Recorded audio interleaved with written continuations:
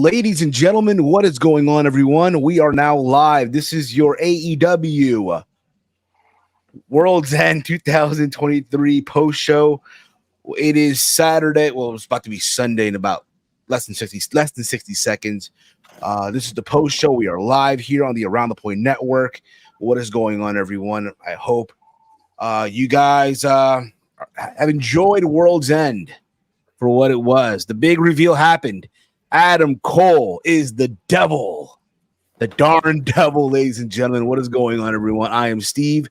You're joined with the gang here. We got Big Mike, the pride of the trip. What's going on, brother? How you doing, man?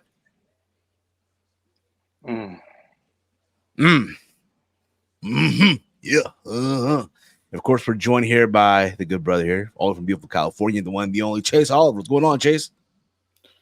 Man, I can't believe I sat through that, but hey. It is what it is.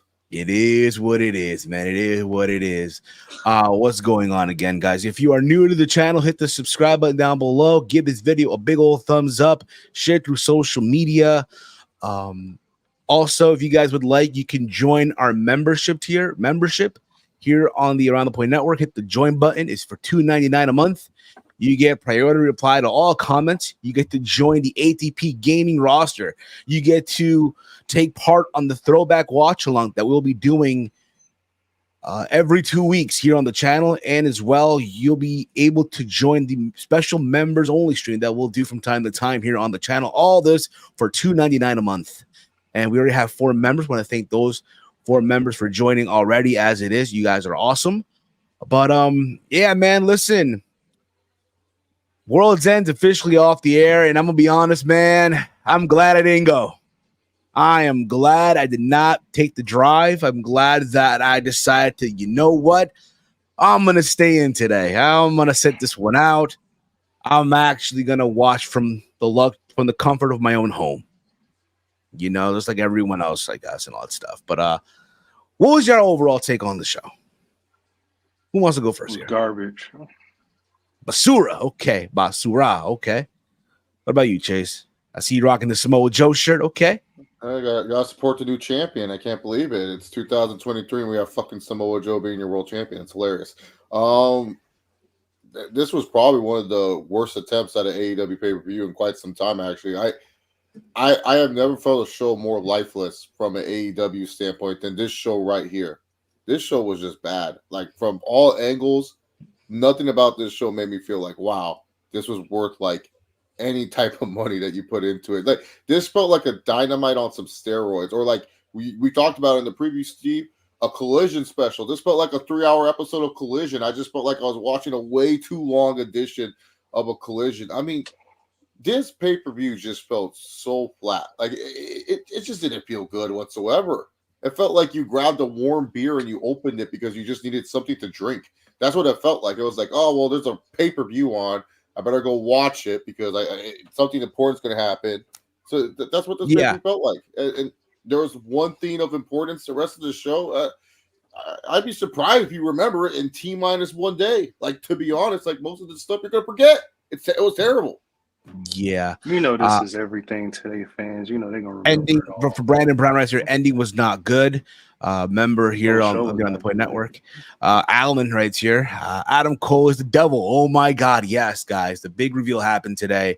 The devil was revealed. And hey, why don't we review this comment? This comment's hilarious. Miro looking embarrassed squashing Andrade because he didn't want Charlotte to bury him if he wants back on the personal highlights. And then shout out to Armand. He let us know the live chat is disabled for the media screen. Is it really? Oh, no. In the mud, bro. Which reminds me, guys, I have to do this in 2024. We got to get an in the mud soundbite. In the mud, yo, for real. Yeah, that's in the mud for sure, man, because... Bro, just get a moderator. You don't got to disable the chat. Like, bro, they don't know. You hear the thing, right? And I said this, you know, for AEW, I said this a while ago, bro. They use StreamYard like we do. Yeah. You would think that a company like them would have used a more advanced streaming software like WWE does or the UFC does, because they don't use StreamYard. They use like probably OBS or what was that other program from back in the day? Not even OBS. They probably use like some Streamcast shit that ESPN uses or something. Exactly. They use that. They don't use Streamer like we do. Like, well, we use Streamer, but they obviously, that being AEW, they use that. And what do you know? That you get what you get, right? And yes, guys. And do you think they could trust anyone to be a fucking moderator, Big Mike? They They can't. could have someone pretend to be like the biggest AEW mark, and then they'll just like nuke the channel and stuff. Like, no way. Yeah. DJ Eric, I should go play the lottery. Busy's a bit. I should go play the lottery, buy some non-alcohol beverages and some half-price hookers. I got them all right. Oh man, you got all the devils and the children right. I mean, I'm pretty sure a lot of people like they assume whoever were the 5 devil people, that was the results. We all knew it. It was just the execution. It's just okay. Yes, absolutely, guys. Again, guys, if I also have a poll in the chat. Did you guys enjoy World's End? The poll's in the chat. The options are hell yeah, it was lit, and nah, fam, it was buns. I'll reveal the results of that at the end of the stream here. What I should do as well, since I'm here, right? Should we check the cage match results so far? Because Tony Khan. We're up cage match. Yeah, why not? Let's look at this right now, right? Let's see what the cage match fans thought of this show. They love AEW. Well, the pay-per-view again, it ended moments ago, so the current rating hasn't been revealed. Apparently, there's a report on Fightful from Sean Rossap about MJF coming soon. If you guys are Fightful Select members, let us know. I want to know this report. I said this in our group chat. Yo, there's a possibility my man didn't resign a new deal. He didn't resign. Like, listen, the way his gear was tonight, right? Coming out to the stage, right? He was preparing for WrestleMania. He was, you use MJF to build up Samoa Joe. That's crazy. Not even another young star, Samoa Joe. Hey man, they did a lot of things to build up certain things and certain people that won or lost. Yeah. Crazy to me. So we'll get back to this as far as the results from cage match and all. We'll read some cage match reading. We gotta let it simmer a little bit. They haven't wrote their paragraphs about how much they hate. Oh, there's already 2 paragraphs already. Oh, what the hell? Damn, these guys move fast. I thought Mike Bennett was Claudio at first. Yeah, he did look like Claudio a little bit, man. DJ Eric also right. Shit, Wardlow gave away his a few weeks ago on Dynamite. Yeah, wearing the same boots. Exactly. Yes, indeed. Yes. Thank you, Romeo, for the $5 super chat. Samoa Joe getting a millie. No millie. All right, I thought yesterday would be the last time I'll play about. No millie. There you go. And we're not done yet. Speaking of super chats, we're not done yet. We are not done yet, yeah. Guys, if you guys want to. Yes. Mil Chisholm writes here. Miro told Andrade after the match, "I'll see you in 2 years in WWE, brother." Keep the catering warm for me, brother. Don't forget about me. Tell me and CJ will do this soon, brother. Yes, MJF getting ready to be number 30 in the Rumble to eliminate both Cody and Punk, and then go to face Roman at WrestleMania Night 2. Can you imagine Roman's promo to MJF? Like, who are you again? MJF. More jobbers for me? All right. If that's what they want me to do, I'll go out there and I'll smash you like I smashed your mentor, Cody. And you'll be all, it'll be a massacre. I'm sorry. MJF can do his little, when I was a little boy and I saw the Shield for the first time and I went to say hello to you and you didn't shake my hand. You'll do something like that. You'll say something like that. No problem. Yeah. Again, guys, what I mentioned before, if you guys feel generous as well, leave us a super chat. It's also another way to get your comment guaranteed to be read on the stream as well. Also if you become a member as well. But let's get into this. So believe it or not. Well, before we get to this, Romeo Select gave us the scoop. Oh, here we go. MJF has time off, basically. All this updates for that. And most believe he has re-signed a year ago. So MJF is going to be all, which we all assume. Makes sense, yeah. It does, bro. It makes sense for him to actually. I said this before. He'd be foolish to not resign. Not There's really. no, hear me out. There's still time for him to go eventually to the other side. There's still time. He's Well, true, but he's still he's been young. foolish. But I think, yeah, Tony Khan right now is willing to throw the bag at you for you to stay for what, 2, 4, 5 years, whatever it may be, right? So be it, bro. So be it. Get the money now, and then eventually, again, we don't know where AEW will be 5 years from now. I'm not saying that it's going to go away, or we don't know where they're going to be as far as a company goes from a performance standpoint, all that stuff. But we'll see. But other than that, dude, listen, he's taking time. He's taking time off. Heal up. He'll probably get that surgery done. He's probably gonna get that surgery done on the labrum, so that's also a possibility. Tony Khan must have gone some new Coke tonight. Oh, Today's show to be really good.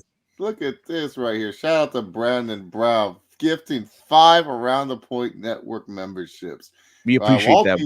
Walter, you better start making some calls, man. We got 5 new members to the ATP Gaming roster. We got some. Oh man, listen, guys. Wake the fuck up, Walter. He's busy right now. He's with a booking right now. He's never mind. But anyway, yeah, Walter's opening the forbidden door, folks. All right, he's doing the real forbidden door magic. Okay. Yes, indeed he is. Yeah, we got 32 of you guys here right now. This is great. Yeah, this is awesome. Yeah, give it a thumbs up, like this video. Anyway, so if we let Steve take the lead on this, he's going to take forever. For the kickoffs. Real quick. I did watch it. I did because I watched. Overall, listen, the women's match, Willow Nightingale and Chris Anlander, thought it was okay. I thought Stokely was gold on commentary. This is where I was trying to avoid fucking breaking down the matches. That's it. Don't need to Steve, no one breaks down the 0 hour. No one cares. Okay. So, anyways, Willow Nightingale upset over Chris Statlander. Awesome. Kill Switch, aka Luchasaurus, won that 20-man battle royale. And finally, Wheeler Useless lost the hook. There we go. Wow. I was gonna say that. Oh no, Steve. You would have been like, now we're talking about the FTW title, and Wheeler Yuta and Hook, and you'll go break it down move by move. No one wants to hear this shit. All right, fair enough. Gosh darn it. All right. But that was basically your 0 hour. The main card kicked off. We kicked off the show, if I'm seeing this correctly here. We kicked things off with Miro. We kicked off with the 8-man tag. Holy shit! We had the members of the Blackpool Combat Club, Brian and Claudio versus Daniel Garcia, Mark Briscoe versus Brody King, Jay Lethal, Jay White, and Roosh. This is basically everyone that was in the tournament. You know what? This is a showcase everyone that was there, participation, get you on the card some way, somehow. All right. I thought this was a fine match for what it was. I was, kind of surprised that Daniel Garcia got the pin for his team, but at the same time, I'm kind of happy for him. They're booking it the whole time, Steve. Those backstage promos you have to watch on Twitter. Come on. That too. Yeah, that too. That's what they build it up for. That's what they build it up for. Absolutely. That's what they build it up for. What did you guys think about the match? What do y'all think? It was all right. Decent way to start off the show. I mean, it's probably the only nice thing I'm going to say tonight. But I knew immediately that Jay Lethal was going to take the pin. Like, that's just been he did. And it's a shame, bro. It's a shame. And it's crazy that Daniel Garcia pinned him. But, I mean... the only thing I got right on the True Heat prediction contest today was that right there, Garcia penning Lethal. Everything else in the mud, my picks. I swear I chose that. You can ask Romeo. Every other pick I've lost. I don't know what happened. It was the worst pick in Chase Oliver history. I very embarrassing performance. Match was, it didn't put me to sleep. I'll say that. It kept me up in the beginning. I said, all right, it's 5:00. Not tired. Let me see what this match does. And, they all went out there. They wrestled. What else are we going to say? I mean, the whole point of the Continental Classic, I thought, was to expand and add more stories to the in-ring wrestling of AEW, but it clearly didn't, because all these guys were just thrown into one match. Like, they couldn't find a way to make it where Garcia had a story with Brody Keene. Jay Lethal had a story with Bryan Danielson, or maybe Claudio had a story with Mark Briscoe, something like that. No. It was supposed to expand, but all it did was like, all right, here, goddamn, we need to put you on the card. Fine, fuck it. That's what it you felt see like. the trend though, right? They're going to the well too many times with old stories that they told before and trying to continue on. Like when Brian tagged in Daniel Garcia, they had a little thing there because of their little feud. So it's like, why are you bringing this up again? Like, how many months ago was this? Yeah, Do people even when care about this still? they're Stop going back promoting to the well of old feuds. Like, nobody cares. Like, we dodged a promoting House bullet of today. Dragons. Yeah. It's like Yeah. we dodged a bullet today with another match, and it almost became, well, it was awful, but, Big Mike, are you ready for this? This is from Alan for you. Member comment. So, I got to real quick. I'm sorry, Big Mike, that Al, your Lions had to take to my Cowboys and the ref screwed you, man. I know. Are you going to do a rant later on this? Later on in the show? He can do it now. What fuck it. You know what, Mike? We had the man. loser. We had the loser leaves to the Fed match, and then we had Swerve versus fucking Goldust. Yeah. So Mike, what are we going to break down there? Yeah, go on, Mike. Mike, Mike, the floor is yours, Mike. Let me give I you don't want the big screen. No. Okay. But we're gonna leave the preference because I know there's a lot of AEW fans tuning in. Big Mike is a Detroit Lions fan. If you guys do not know, there was a National Football League game. I know a lot of AEW fans only know that the Jaguars exist, but there is a team called the Cowboys. They're known as America's team. They took on Mike's Detroit Lions. The last play of the game, literally the last play of the game, had some very crazy controversy. So we're taking time. Don't worry. We'll talk about the loser leaves to WWE match, and we'll talk about Swerve versus Goldust later. So Yeah, so honestly, I'm gonna keep it short, but dude, this, the good old saying, death, taxes, and Detroit getting screwed by the refs in a Dallas Cowboy football game is always gonna happen. Every time we play Dallas in Dallas, we always get screwed by the refs, no matter if it's a rare occasion we make the playoffs or a regular season game. There's always a questionable call and leaves people either batting a blind eye or just blatantly not even acknowledging it outside of Detroit fans. It pisses me off. The last play of the game, more news is coming out on it. So the last play of the game, Taylor Decker did a slant out route to the left side of the end zone, caught the ball. The ref said he was an eligible receiver. It was kind of confusing because he said eligible, and then he said touching of the hand. It was so weird, but they took the play back. Michael Parsons, neutral zone infraction, took us back a little bit. We got a little bit closer, blew the play up. We didn't get in. We lost by a point or a couple points. Ref screwed us. I'm sick and tired. There was another questionable call before that, like at the end of the at the beginning of the fourth quarter with Amon-Ra St. Brown not getting a PI called on the defense because he was all over him. Didn't even call it. It's a bunch of footage, but they said that the ref said that two people can't acknowledge as a receiver. Decker did. Panay Sewell followed him over there to confuse the defense. He ran away from both of them, and then he ended up talking to the defense. I saw that footage too. He said something to the defense, the referee did. So I don't know what that's about. All I know is we get screwed all the time in Dallas, and I'm sick and tired of it. I'm so sick and tired of it. T and Couponer writes here, Big Mike. I lead the Detroit Pistons one. I don't give a shit about the Pistons. Who cares? There you go. Anybody say Pistons again in the chat, I might ban you. I don't care. Oh shit! Whoa. That's how pissed off I am. No more Pistons talk. I don't care. There you go. You guys heard it here first. That's official, and that's official. And you know what, Big Mike, you'll have my blessing on that. You'll have my blessing. There you go. You'll have my blessing on that. Don't tell Big Mike he can finally get Wingstop. I don't want no fucking Wingstop. Man, at this point, Tony is just grabbing a bunch of wrestlers and throwing them on a dartboard and saying Garcia versus Jericho or whoever. It needs to stop, Garcia Tony. versus Jericho. What? I don't think. Here's the thing. I have to see that. I don't. I hope it's not a Dynamite, bro. I'm going to Dynamite on Wednesday. I'm going to this shit, bro. Oh, in the mud, bro. In the mud. It's happening? I hope not. I have to listen. I thought that was happening. I have to. I don't know yet. I have to I have to listen to the media scrum later, and I'll give my assessment on that shit. Okay.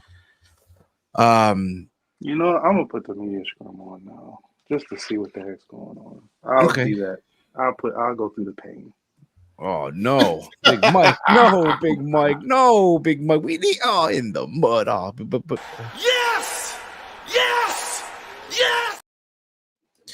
Got Spaz Phoenix here with the $5 Canadian. Let me name the only good things on this show: Willow, Chris, Julia, and Abaddon. You might just lower the volume a little bit, just in case. I forgot that it played someone in AEW listens to this, and they're playing our audio. No, that was our stream. Yeah.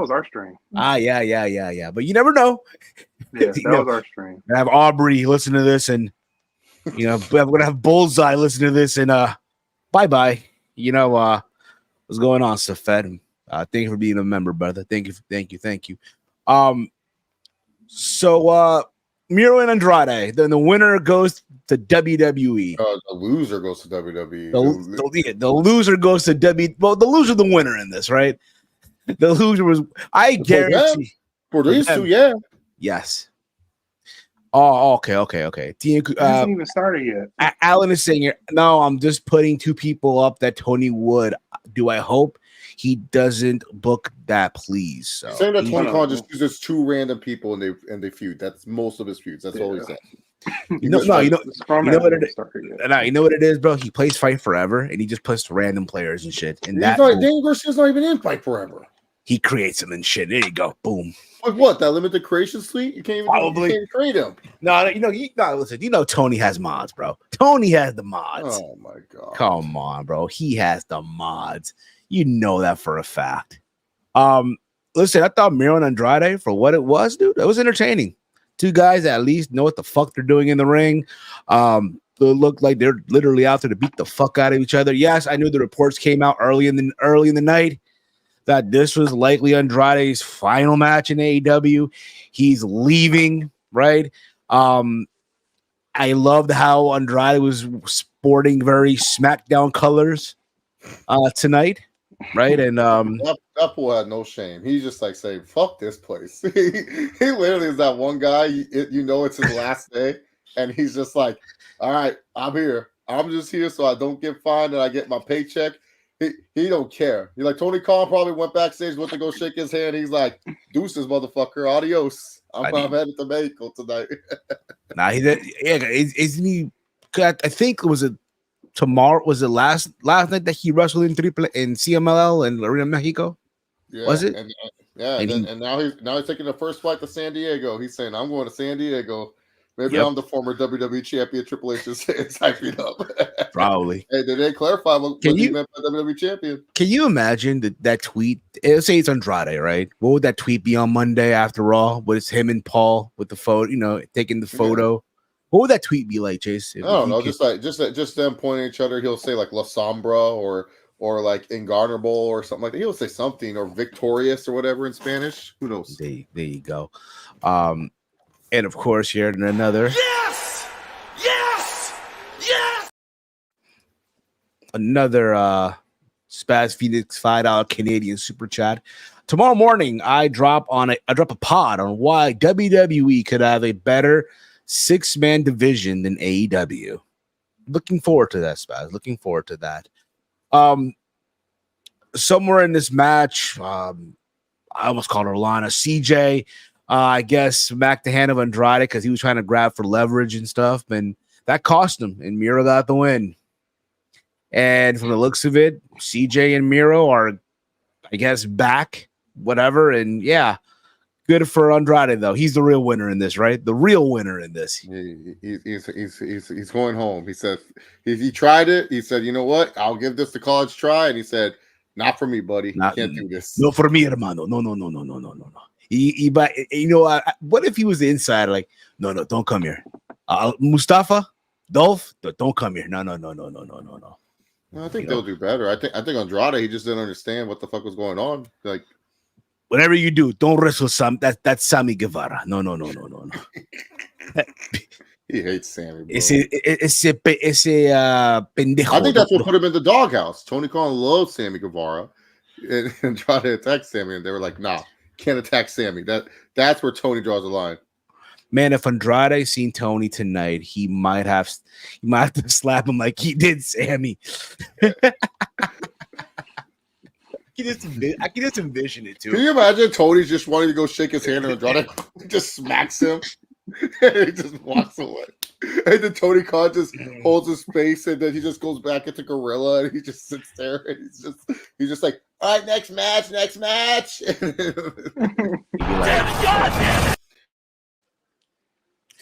he wouldn't be that mad. No, did we even get a reason why he was mad in that clip? Like, what was the reason why he was pissed? Oh, and that damage. I think if I remember, they played it during remember that reality show that went nowhere for AEW? Yeah, no, but do you know why? Because I don't even think they played it in the reality show. I think what it was his excitement of Sammy and Bryan being so good on Dynamite. That's what his excitement was like. That's what because I remember that first episode. It was dedicated to that. Remember that first episode or second episode? We had to hear every time Sammy Guevara. I was just a guy working at Subway, and I remember him winning the titles. And man, it's so great that I got to wrestle him. Yeah, we talked about this earlier, DJ Eric. I see that Andrade. I see the YouTube chat from the AEW Media Scrum has been disabled. Yeah, they are now fucking. They know what's. Here's the thing about it, because let's just talk about this now, real quick, without getting into this shit. They are aware as well of what's been happening on Twitter early in the day. Just the moment you all woke up, right, with one of their first signings from AEW. We can say the person. All right, fuck it, Chris Jericho. Fuck it. Yeah, there's something going on with Chris Jericho, and they know if they know for a fact the trolls who got it in for them today, they just ignited the fire, basically more fuel to this flame, basically, and they are just gonna get lit the F up in that chat. And they're trying to avoid that, bro. They're trying to avoid that. So everyone suffers now. Everyone suffers. I can only imagine what that chat would have looked like. It would have been. And also, too, they want to avoid that toxic chat algorithm. You don't want to be in that algorithm of a toxic chat. What is up, Dolores? Oh, Big Mike. Look at Dolores. Dolores is going to be in the new women's division. She's going to destroy Bianca Belair. We're going to have an ATP women superstar. Exactly. Yeah, that's up and coming. Can't wait to see it. You know what I like to do with the new signing coming up? ATP Contender Series. Oh my God! Stop it! You're not Dana White, Steve. Stop being a discount Dana White. You're like Peruvian Dana White, but you sell more Wolf tickets than Dana. All in one. Wow. No way, Kevin Dunn. He leaving. No more. Yeah, that's the real. No more. Hell is frozen over. Damn, bro. See, you see how much we just don't want to talk about Swerve versus Goldust. We don't want to even talk about this. Why was this on the pay-per-view? Yes, I was confused. I was like, I said, "What's Dustin doing out there?" They were the neck. Yeah, well, no, the women's title match. It was the women's. Tony Storm versus Riho. I thought this was meh. To be honest with you, it was there. It was just. I didn't care. Here's the thing with title matches, and this is like one of Tony Khan's biggest issues, especially when it comes to the women's division with the title matches. It's great that the women are getting more opportunities, and this match was fairly longer than I expected it to be. But at no point am I sitting there and I'm watching saying, "Yep, Riho, she can win." she can win this fucking match. There's no point. And there's not even a logical sense of Riho even having a chance to win. So that's why to me, I'm like looking at this and I'm like, why should I really be invested in this match? Oh, well, it's Riho versus Toni Storm. It's like, yeah, okay, cool. Probably seen this match a couple times on Dynamite already. In fact, I probably have seen this match a lot of times on Dynamite already because during that weird era of what was that one group, the Outsiders or whatever the fuck they were, the ones that defended the ring, the Outcasts. I'm pretty sure Toni Storm and Riho wrestled a bunch of times. So, like, to me, it's this: when you're gonna have a match like this, especially on pay-per-view, not a TV match, a pay-per-view match, you have to have it where the contender can feel like they can win. And really, to be honest, at no point did I feel like Riho was ever going to beat Toni Storm. So my interest in the match was like, I just like Toni Storm. It was like, no offense to Riho, nothing about her was making me say she's going to win this match. I was more interested in what Toni Storm was doing as an in-ring performer. But other than that, I felt you could have found a better match. I felt you could have had a better feud. There could have been something better than this. And really, to be honest, this doesn't feel like a pay-per-view quality match. Like, I paid money for this. I want quality for this. I get it. Some of y'all have your loopholes and you go to your watch pro wrestling websites or whatever. That's fine. You didn't pay money and you liked it. That's fine. I'm talking about as a consumer who pays, I would just like it to feel an important match for the title. Yes. Not like a UFC title fight where I'm like, oh yeah, Amanda Nunes is going to kill this chick. Or prime Johanna. Prime Johanna Drzeńczyk. Drzeńczyk. Beautiful. Just, respectfully. But, yeah, man. The man. story leading up to this freaking match was dumb. I mean, she just shows up out of nowhere and just wants a title match. It's like, where have you been? Well, to be fair, because I know the people that will say, "Oh, you gotta remember they took out Riho months ago." There are people that are gonna say that being the Outcast, right? But now, we know that Toni's on her own now. She's not with the Outcasts anymore. So Riho's trying to get her revenge, and being that Toni has a title, but even if that, no one cares. Can't Riho get her revenge without having to be for the championship then, I guess? Because she doesn't deserve a title match because AEW is this sports-based presentation show.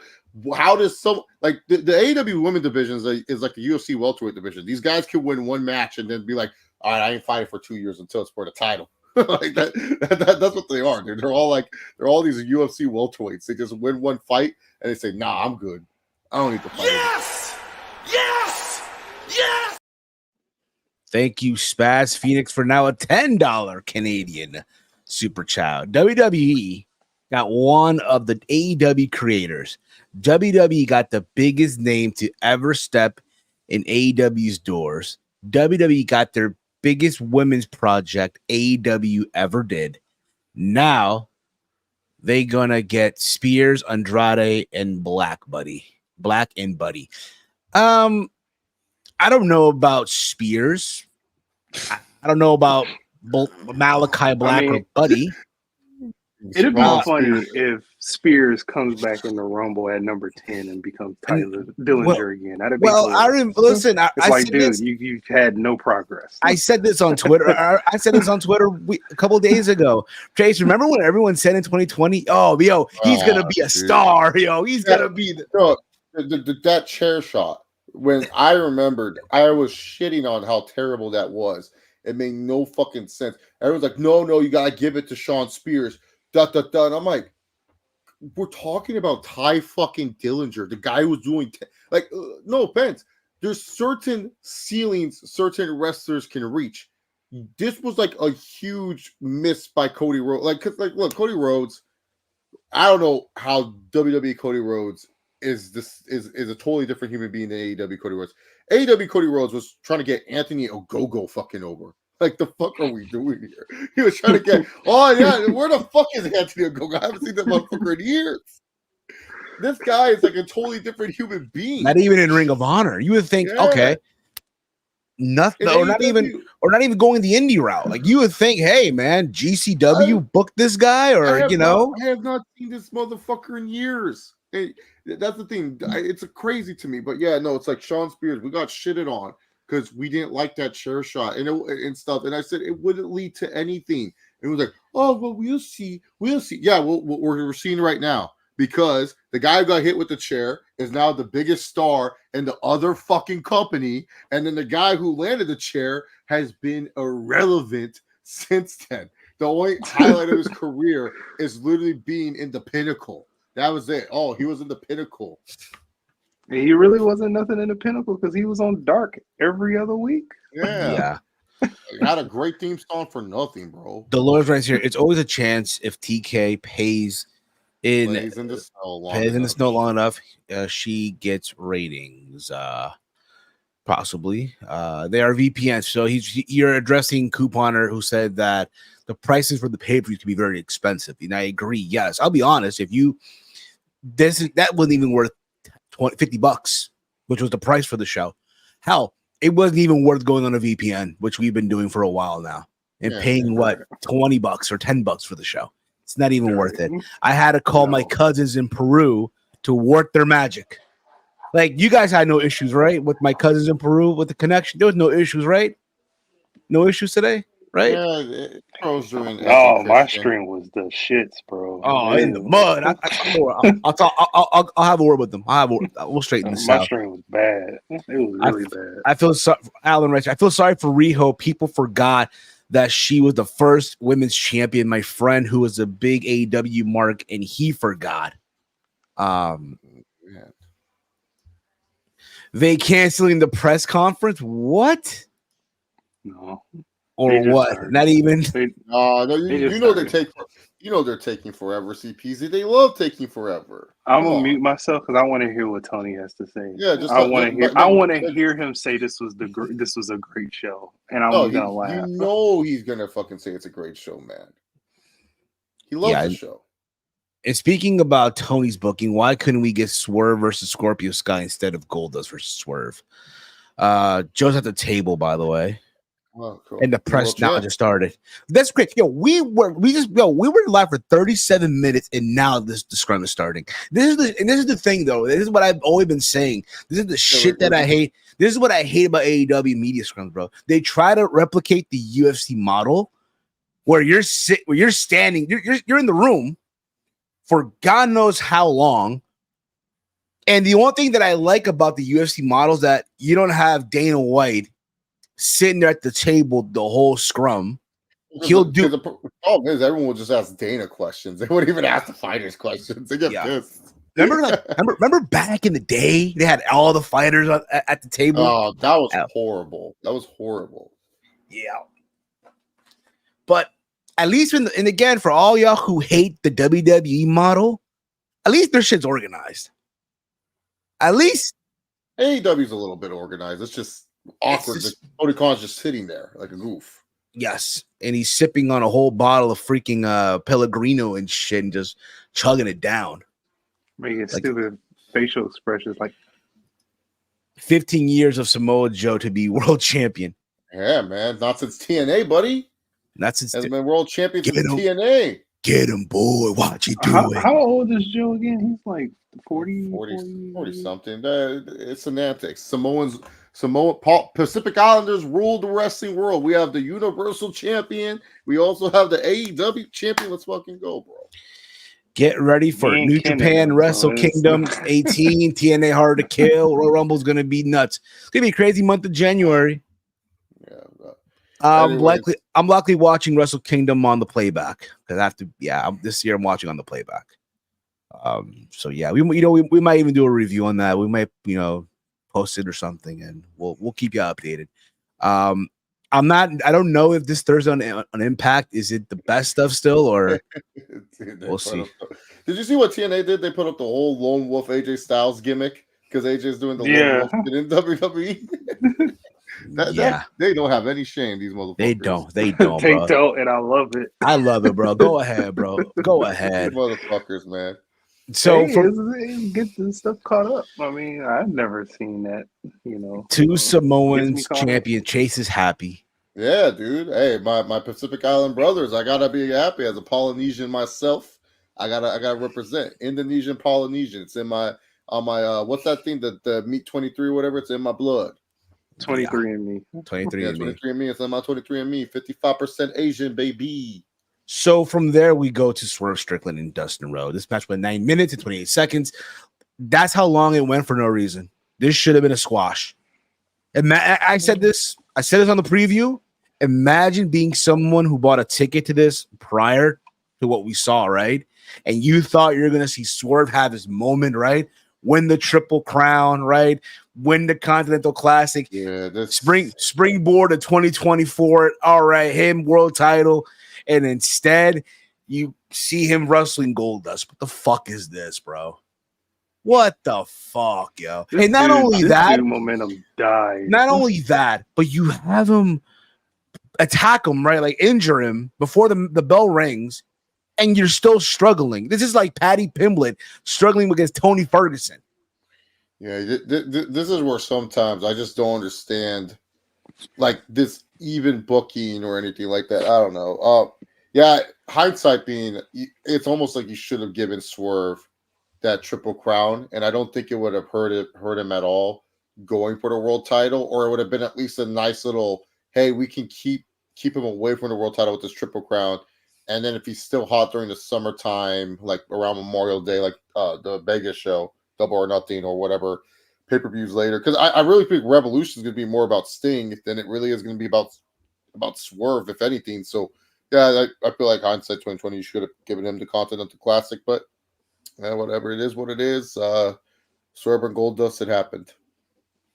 Absolutely. Bro, this was so he hurts him, and you think it's a legit injury, but not really.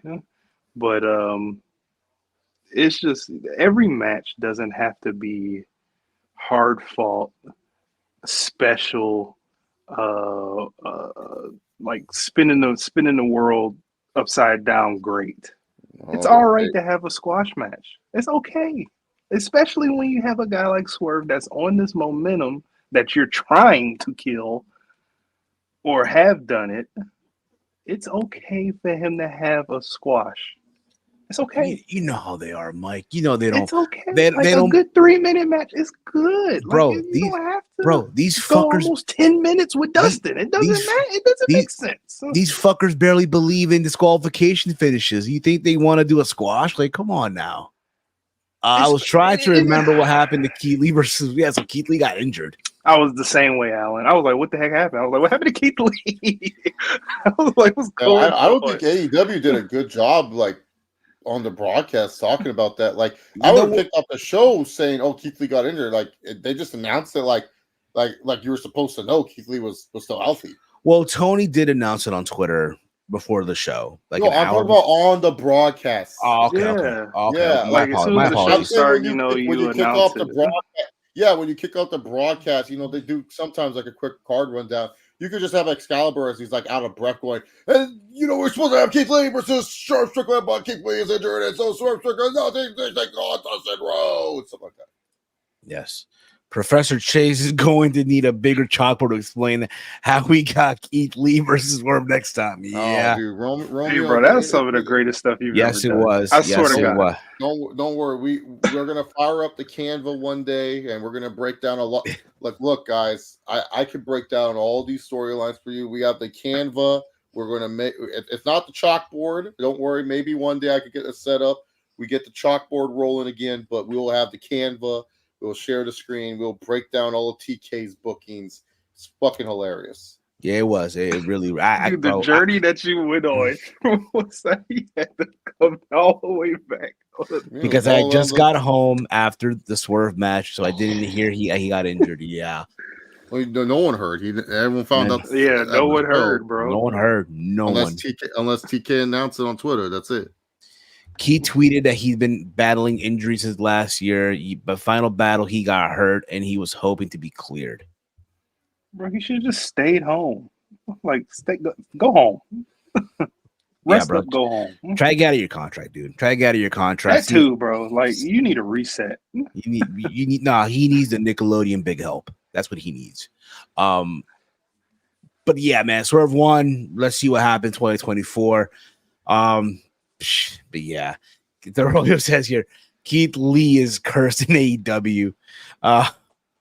Got a black cloud following him. Remember, what are you talking about? That's his shadow. What are you talking about?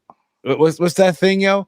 Fresh off the pan into the fire. Out of the frying pan and into the fire. Yeah, out of the frying pan and into the fire. It will be sad and funny if Keith Lee is clear on Wednesday and Swerve versus Lee happens on Dynamite.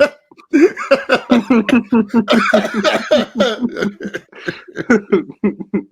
like, yeah.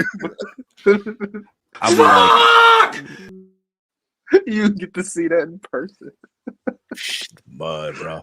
He would be so excited, be like, "Who am I? I am limitless." Oh, bro, you know what's been crazy, bro? If I actually had a shirt that says "Got Millie," oh man, got Millie. Samoa Joe on the scrum said there is no live chat, and it is on it's Samoa Joe on the scrum, and there is no live chat. Yeah, I don't blame them. Do not blame them at all, Couponer. Let's move on here. Oh, by the way, there's a rating so far on CageMatch, so it's a 5.07 out of 10 right now. Oh man. That's my rating too. I'll give this pay-per-view a 5 for sure. We'll read some comments. We'll read some cage match results at the end of this review. All right, so stick around. Tony Khan said that this was one of the best shows and one of the best matches Samoa Joe has ever been in, and it's going to continue. It's going to continue with him as champion. And then he introduced. Do you think Samoa Joe? Like Samoa Joe was just like, all right, I'm gonna lose to Max tonight, and Tony Khan's like, hey Joe, I just want to let you know, thank you so much. Yeah, man, been a great year. I had a great time and everything. Yeah, you've done everything for us. You helped us out during a tough time, and I just want to reward you. I want to give you the AEW Championship. What? Wait, what? Yeah, you're gonna become the AEW champion. I feel like. All right, yeah, sure. That's what Romeo said too. The Lord's right here. Which is worse, Old Preacher Lee in AEW or Bearcat Lee in WWE? Oh, Bearcat Lee sucked. He did. Yeah, that was all time low. Keith Lee literally had all the momentum from NXT.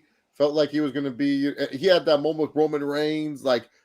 That was like, Roman carried him, let's be real. Like our tribal chief. That was the first giving our tribal chief ever gave us was Keith Lee. Did his job, did the thing. And then all of a sudden he came out wearing a pink skirt and he looked like a goof. I was like, oh no, Bearcat.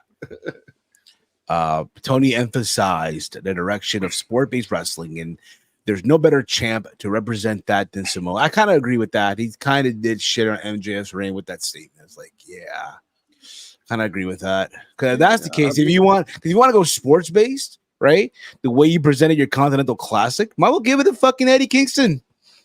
Yeah. Oh my god! Imagine if they do. Oh shit! Oh my god! Honestly, I'm gonna get to it because I mentioned this on another show with this whole tournament. Once we saw the finals. Oh, okay. So it's just. When we get to it, we'll get to it. We'll get there. Man, Daniel Cormier is running around in AEW. Then we'll get to. We got the 8-man tag, and right now that is the least voted match on its cage match right now. Oh, I'm pretty sure it's not because of the action. Yes.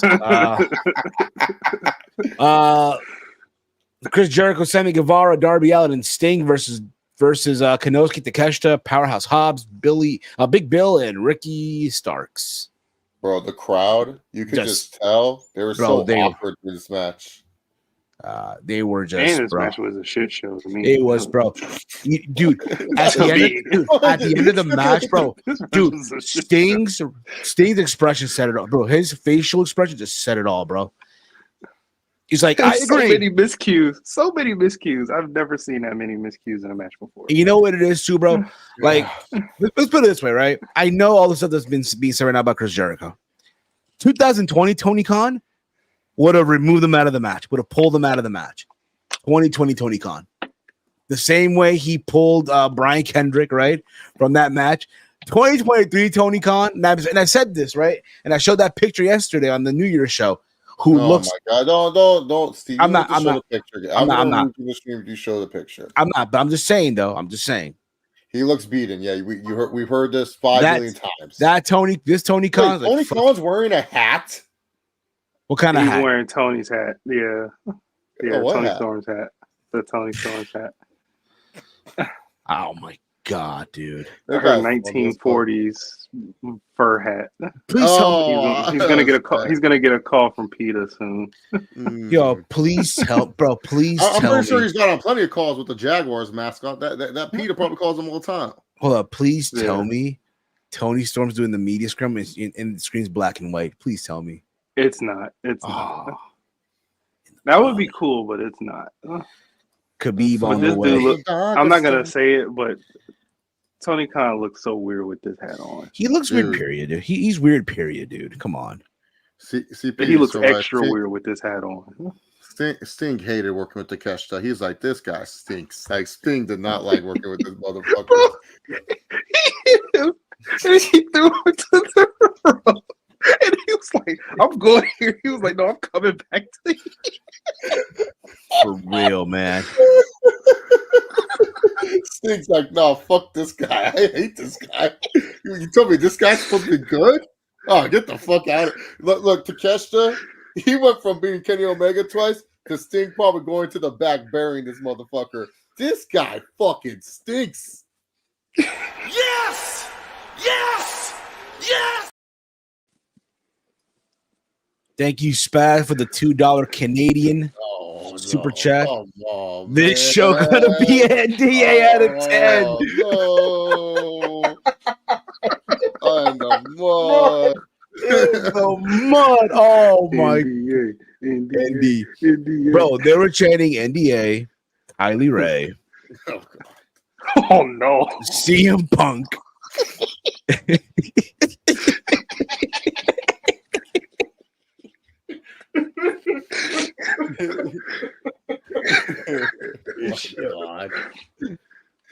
Oh, Sting and Darby is literally talking. I hope Chris Jericho learning Chinese, bro. I hope he learning Chinese, bro. Oh, well, here's the thing. This is just, again, honestly, bro. If I was Tony, I would have removed him from the match. That's what I would have done. I don't know about you guys. Would y'all would have removed Jericho from the match, knowing? There's no point. At this point, bro, it is what it is.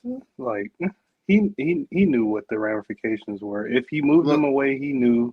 The thing is, it'll look weird. He's too loyal to Jericho too. He wants that. He needs to show that he can stay loyal to someone. And Jericho's the one dude. He going to be there. Which spot was it? CPZ the Jericho and Ricky spot. I can't remember. There's so many spots. Yeah, that was, bro. This match was horrible. This match was just awful. From like, it's crazy. I feel like, can we go back and look at all of Jericho's pay-per-view matches this year? I feel like he's been in all the worst ones this year. I feel like if you look at Jericho's on an all-time high of like putting up the worst pay-per-view matches this year. It's crazy. But if you look at it, I feel like he's been in every single bad match this year. Jericho versus Adam Cole in an unsanctioned match, horrible. Then later on, even the last pay-per-view's tag team match was kind of whatever and stuff like that. So, I don't know. Yes. Exactly, guys. That Gromio said, like this video, guys. Let me see how many likes we got so far. Let's see how many likes we got so far. Let's see here. Money. Man, we got 20 likes. There you go. Not bad. 20 likes right now. Okay. Appreciate that. We appreciate y'all. We've touched 36 people live viewers now. Yeah, it's shifting. It's shifting. Yeah. We were there, but then the media scrum happened, so I'm pretty sure everyone wants to see what the media scrum was all about. Yeah. But thank you for those who stayed. Yeah, we appreciate y'all. Scrum in the background. So exactly. I want Mercedes to stay far away. Honestly, my take is this: one of the reasons why I never wanted Mercedes to go anywhere else but the Fed is this, and this is just a take. Okay, you guys can hate me for it, but the thing is, I just feel that the WWE knows how to speak Sasha Banks' language, Mercedes Moné's language of making her happy throughout the rest of her life. That's just me. I just feel these other companies are not prepared for her passion. That's it. So if that makes me a bad person for saying that, oh well, I'll be a bad person for saying it. But Mercedes has a lot of passion that a lot of these other people won't be able to happen. Yeah. Sting said, "I'm ready to retire in February and go back to TNT." He's retiring in March. Leave him alone. Word. Leave him alone. Imagine he goes back. Sting versus Josh Alexander. Like,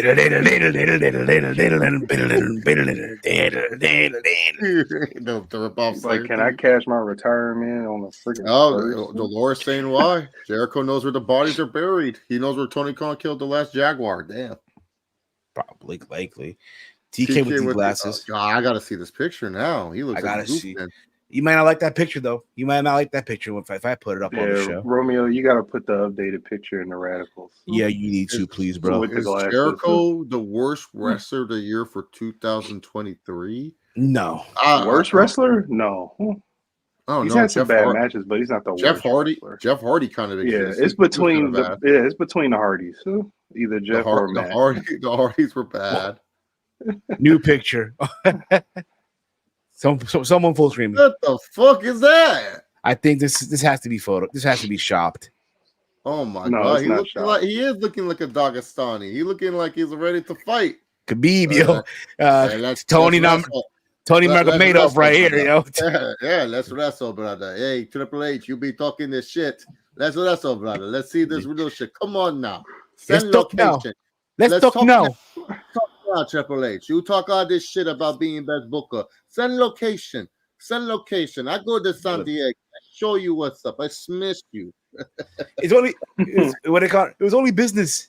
It's just business. It was only business, Tony. Don't worry. There's only business. Yeah, whatever. Oh my goodness, yo. Nope. Wait till you see him with glasses. Oh no. No, that's real with sunglasses. No, but there's a photo that we have here with he has a hat on. What is that rat on Tony's head? God. Oh my goodness, yo. Hey, this is how you let's go balling. This is how you know like, we don't even want to review this shit. Bro.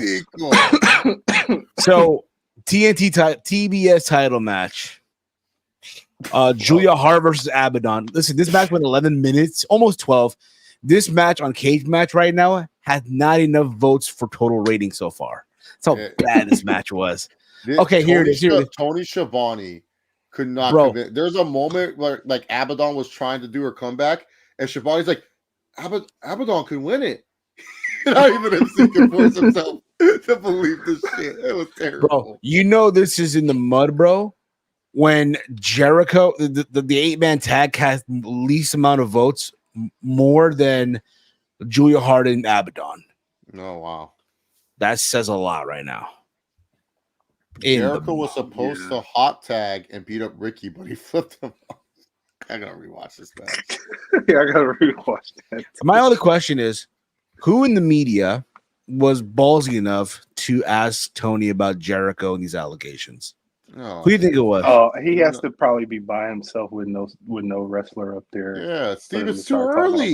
It's too early. He's happy. He's wearing his Habib hat. He's chilling. Oh, he's gonna be wearing that the whole. Hey Tony. Time. Hey Tony. Hey Tony. So and so. Right. Is Nick Hausman there? No, right? No, there's no way he's there. I'm pretty sure they wouldn't give him credentials. Oh man. Oh, nobody acted in kayfabe so far. So no one. To me, that was a Rampage match if I ever saw one. Julia Hart's at the podium. I'm sure she is. Good for her. Good for her. Yeah, this is going to be the super boring part of this one. It is. Oh, thank you, Dolores, for the photo. Thank you, Dolores, for the photo. Oh my! What the fuck is this, bro? This is hold up. To all the AEW nut huggers, yo. This is your guy, yo. No, this is your man. This is your man. This is like when you're 13 and you updated your MySpace profile for the first time. You felt, oh, this is what a cool person looks like on MySpace. This is your man's, yo. Damn, bro. MySpace ass Tom photo pic right there. Shit. Fuck, bro. Can't Thank believe you. it. Thank you, Dolores. Thank you. Appreciate it. Let's move on here. Let's move on to the next match here. We have Christian Cage and Adam Copeland in a no DQ match. Let's talk about it. The spot where they lit up the table and it went off. The fire went off.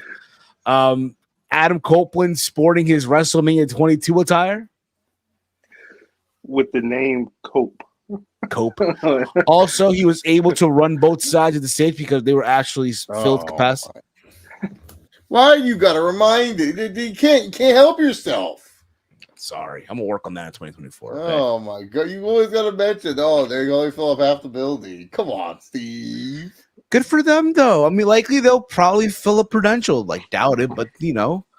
Once I saw, well, you can read that. Hold on. Steve, remember you complained about his hair last night? Exactly. You were complaining about Tony Khan's hair.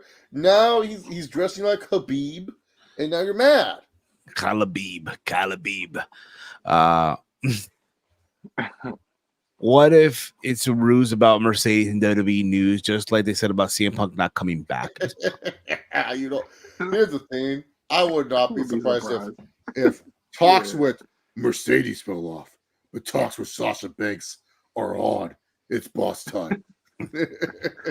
Michael Cole, get ready to say it's boss time at the Rumble. I mean, did you see that picture that she posted on her story where her sitting in the ring and Triple H was behind her? Like a poster of Triple H was behind her. Oh, someone asked. They're saying someone asked, Big Mike. Oh, somebody asked. Hold on. You're going to go mute as we talk about the TNT Championship real quick. Yes. I'll say this. I don't think this was better than the TV match. I felt the ending was good, but I felt the TV match was a way better affair match-wise. But this was goofy near the end.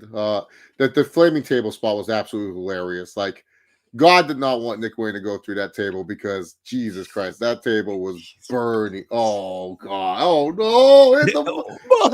They might can't end the stream. They gotta end the stream, right? End the stream. This shit's over. He said AEW is the safest place for pro wrestling. He said that he thinks that AEW has the safest environment, period, in all of pro wrestling. Did he? Wasn't he fearing for his life not too long ago because of Phil? Yeah, and he said he would put that up against any pro wrestling company. He said he feels like they do safety better than any pro wrestling company. Wait, the same company that almost got Matt Hardy killed? Yeah, I was gonna say that. That's the first thing that popped in my mind. Was Matt Hardy's head bounced off the concrete, and they're like, "What's 2 + 2?" And he's like 5, and they said, "All right, you can finish this match with Sammy Guevara." The same AEW that allowed Adam Cole to wrestle with a wrestling boot with a walking boot on. The same, and the same AEW. This. Oh no! I wonder who asked the question. I didn't hear who asked the question. Hey, Mike, just rewind a little bit. You can give us the full thing. Oh man. Okay. TK must have memory loss at this point. Wow, bullshit. That's the thing, bro. This guy should not, bro. Dude. AEW, bro. Like Tony Khan, bro. If there was ever a time to not do a media scrum, and I know why he has to do it. Dude named Kevin asked, "What?" Oh, Kevin. Oh. I don't know. Is it? Hold up. From PWI. PWI. Oh, Pro Wrestling. You know, Tony looks. Yeah, I was getting ready to say the guy from PWI asked the question. PW. Yeah, that's a good outlet there. Good outlet. PWI. Pro Wrestling Illustrated. Why didn't he start off the press conference like he normally does? Like when the CM Punk situation happened and at All In, he was like, situation happened and we can't really talk about it, but the situation did. Why didn't he just talk about it? So, tweet Samoa Joe just announced a partnership between AEW and WB Games. Oh! If you guys don't know, Samoa Joe's actually playing Killer Shark, one of the Batman villains in the new Suicide Squad game. He's voicing that character. Good for him. Yeah, so I think that might be what the partnership is off the top of my head, but that's pretty cool. Man, Andrade, move over. Uncle Phil, put this Samoan to sleep, please. Put this. Tony said it's a great question, by the way. He has to. He has to say it. Like, that's a great question. He says this all the time. This is literally the Tony Khan playbook. You ask Tony a question that's crazy. He goes, that is a great question. Does a little bit of fluff. Tries to figure out what he wants to say. And then afterwards, bam. Thank you, Armand. King Shark. I thought it was Killer Shark. He said that AEW had the best safety record in any pro wrestling company. Sure. Wait, how do we know this? I have no idea. What's considered the safety record? What are we talking safety of? I don't know. Are we talking about safety from like Randy Orton shitting in women's bags? Like what safety are we talking about here? I don't know, man. I don't know what world he's living in, honestly, because if you think of all the incidents, ain't none of that stuff safe. It's nothing. It was his voice cracking as he was trying to not yell for me. LOL. What? So yeah, man. Adam Copeland got the win. Mike, you didn't. What were your thoughts on the TNT title match? The first one, because I remember there's two of them. There were two of them, but what were your thoughts on the first TNT title match? The first TNT title match, I thought was it was all right. I mean, I knew that they were gonna try and replicate WrestleMania 22. I knew, and as soon as I saw the table set up, and if he was like, light it on fire, I was like, oh, here it is. That's what it is. I didn't think that he was going to freaking put Nick Wayne or attempt to put Nick Wayne through the flaming table. But he overshot Nick Wayne. I guess he didn't realize how light he was. And the table flipped over. It was all right. I mean, I really didn't care about it, but it was okay. I kind of figured that Adam Copeland Edge was going to win, but I didn't see that second part coming, though, at all. You guys know it was Edge's first title win since 2010? Yeah. Oh, really? Yeah. Mm-hmm. Hasn't won a title. He didn't win nothing in the Fed. Yeah. Yeah, no. Roman Reigns was like, jobber, I had nothing for you. I beat you. That's right. He didn't win nothing in the Fed. What did he do? He stacked them and he pinned them both, remember? Stacked them bad, dude. Did that to the little goat boy, yeah. No, but match was fine, like we said, but the second portion, it was so obvious. It was such a TNA booking, bro. TNA so booking, obvious. If I ever saw one, bro. Like, what was the point? But the thing is, you watch this whole match. Like, this is like, I don't know how to put this in, like, I don't know. This is like you fuck this one girl, and then her sister was like, hey, can we get a shot? And you're just like, the fuck? No. And then later on, you just fuck the girl again for no reason. Yeah. Like, the fuck is this? So for those of you who are unaware, Kill Switch won the Battle Royal, meaning you get the shot to TNT title anywhere, anytime, just like Money in the Bank almost, right? And obviously, Kill Switch, fucking Luchasaurus, went to attack Adam, and then he's ready to cash in, and then Chris was like, no, give it to me, and he was hesitant about it. So he gave it to him, and a spear, 1, 2, 3, Christian Cage, TNT champion. It's so funny that they booked this guy as a dumbass. It's just so funny. Bro. They did. It's so funny. I felt like, but you know also too what I don't like about this? It felt like a waste of time. Like you watch this hardcore match, and then all of a sudden it just led to, all right, well, Christian's champ again. It's like, okay. Exactly. That's what this felt like. It just made him look like a fucking dumbass. Where they go from here, I don't know. But yeah, there was that spot we mentioned there with the table where the fucking Nick Wayne lit the threw fluid on the table. The flame went away. Adam added more fluid. Went to powerbomb Nick Wayne, and he fucking missed the table. I ain't never seen a guy just fling another guy like that. And then Edge's face even said, fuck this. Like he was like, whatever. It's just like, all right, it is what it is.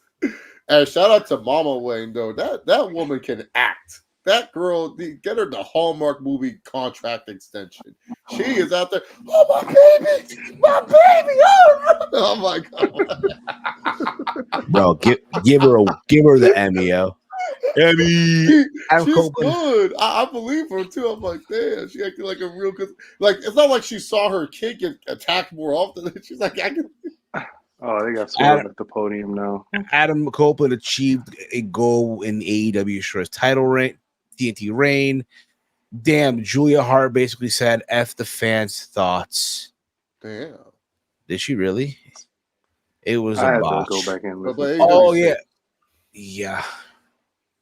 Yes, Chase. What safety is Tony talking about? Andrade slapping the daylights at Sammy, or Phil versus the Bucks backstage, or Phil versus Jack backstage before All in London? Please, Tony, please go home. This is what I'm asking about. What are we talking? What's considered safety? Because there's a different levels of safety. It is absolutely. There is a different. There's levels of safety here, right? There's safety of, hey, you're looking out for your talent if your talent is hurt, or what's their mental state right now. And if it's not there, you don't have them go out there. And then there's safety of Tony fearing for his life at a wrestling show. You know, what Swerve got on, he looked like a 90s rapper, Big Mike. I have no idea what he has on. He got that Detroit mink on, you know. So okay. Also, don't forget Larry the Dog getting hurt. Oh yeah. Even no, that's safe back there. That's more important, huh? Yes. So let's get on now to the Continental title final here. Eddie Kingston versus John Moxley. What are your thoughts on the match? Bro, like I said before, they built up this whole tournament for Eddie Kingston. Oh, Chase, man. This is y'all guy, yo. This is y'all guy. This is y'all Booker of the Year. Hold on. Chase, put that photo again, Chase. Put that. This is the guy that saved pro wrestling. He's the bearer of the safe place of pro wrestling. He looks like the stylist that cuts your sister's hair. He looks like Pee-wee. He looks like Pee-wee Herman in the movie. What was that movie? Coke. What was that? Blow. Yeah. There you go. Blow. It's like Pee-wee Herman and Blow. Yeah, it's like Pee-wee Herman and Blow. But they built this whole tournament up just so Eddie Kingston can have his little, fantasy of wannabe Japanese wrestler. I understand that he's your second best representation for the Japanese market, but did you really need to have him win this whole tournament? Was this necessary when you had the people that you had in this tournament? Yeah, exactly. Like the name, like the thing is that when you look at the first Continental Classic, I always believe if there's going to be a first tournament of anything, one of the names have to be huge, where it's like, oh, we have Bryan Danielson, he won this. John Moxley, he won it. Those are big names. Like, I get it. Eddie Kingston's one of the hearts of AEW. Like, everyone loves Eddie Kingston. They support the guy. They ride with the dude. I totally get it. I'm not trying to say that Eddie Kingston is not deserving of this. It's just when it comes to the first Continental Classic, it had to have been someone like a Danielson, like a John Moxley, or if you're going to go with someone new, a Swerve Strickland. And you know what? I don't even know why I'm going on this. CPZ said it best. I'm just going to throw this up here. Tony realized you couldn't convince these dudes to work Ring of Honor. That's why Kingston won. There we go. I don't know why I'm on this whole tangent with CPZ. Yeah. Basically, you really don't have to convince nobody. Look at they have to be the Ring of Honor Shibata. Look at Shibata. Oh yeah, that's true. Shibata. Yeah, look at Shibata. Shibata's barely there. He went back to Japan. Shibata back in Japan, bro. So Shibata back in Japan. Convinces pure champion to be on the show. Hold up, bro. Adam Cole and MJF were tag team champions. You couldn't get MJF to show up to fucking Ring of Honor. That's true. That's true. Bro, your current tag team champions that were. In fact, Eddie Kingston last pay-per-view, what he was just like, "Hey, I'm world champion. I need a match. I don't have a match." And then some guy was like, "Let's wrestle." All right, we wrestle. That's what happened, right? Yes. Is that I can't wait for Dark Side of TK. Oh man, you won't have Jericho being the narrator. I'll tell you that much. No, Jericho will be it, but he'll be like the pro TK guy. He goes, and you know what? Everyone really doubted Tony, but I never did. I didn't. Danielson should find Chris Jericho for that Christmas Day tweet. What did Jericho say? Christmas Well, Day? yeah. What did he say on Christmas? What did he say? And this is why AEW will not be on TNT or TBS after October next year. Instead, WWB is begging WWE to put Raw on TNT. We'll see. We'll see. I mean, we'll see. Yeah. I mean, Swerve's, it's not looking good, but we'll see. Swerve said, "I feel like my time was wasted. We all agree our time was wasted too." Yeah, I think he was hoping to wrestle Keith Lee, but yeah. But yeah, man. Listen, I'll say this. And I said this on Twitter. Eddie Kingston been in AEW since 2020. It's about damn time he's finally sporting some new footwear to the ring. But honestly, I wasn't even paying attention. He works with kick pads today. Normally, the kick pad with EK on them, like custom kick pads. Good for him. Good for about damn time, bro. About damn time. What did you guys think of the Continental Classic belt? I barely even. So here's the thing, right? I don't hate the belt. I actually like it. Yeah, however, it's missing some color, but it's fine. Yeah. However, I do feel like they kind of. Like if you're there in the building, you saw it when they unveiled it. But if you're watching from home, they posted a graphic. This title's on the line, so you kind of already knew what it was. That's why I was like laughing in the group chat. That being said, I agree with Chase. It does need a little bit more refinement, a little more color in there, some stones, But it does feel like something you would see in Japan, But there was some good wrestling for those of you. If you're a wrestling purist, right? This tournament was for you. This was basically the Spark Notes G1 in essence, to the point that hey, we're doing a ATP Gaming Continental Classic. So there's that as well. But yeah, man, Eddie Kingston got the win. Because let's be honest, are we gonna give Jon Moxley the Ring of Honor World Title? Think about that for a second. I mean, they lucky that they got him for Final Battle. Yeah, they were lucky. Yeah. Has anyone looked up Tony's old E-Federation site on the Wayback Machine? Maybe his booking was better when he was 12.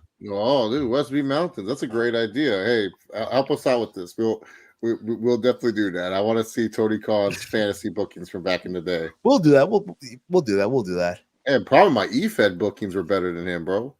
Former world champ. Now that he's talking about Keith Lee's injury got worse during this week, but they checked him out today and determined he couldn't wrestle. That's a bummer. Out of the frying pan and not in the fire. I see Eddie winning this tournament after they said the winner would be both ROH World Champion. Will be ROH World Champion because, like Chase said, nobody wants to be on ROH. I didn't say that. That was CPZ. He was correct on that.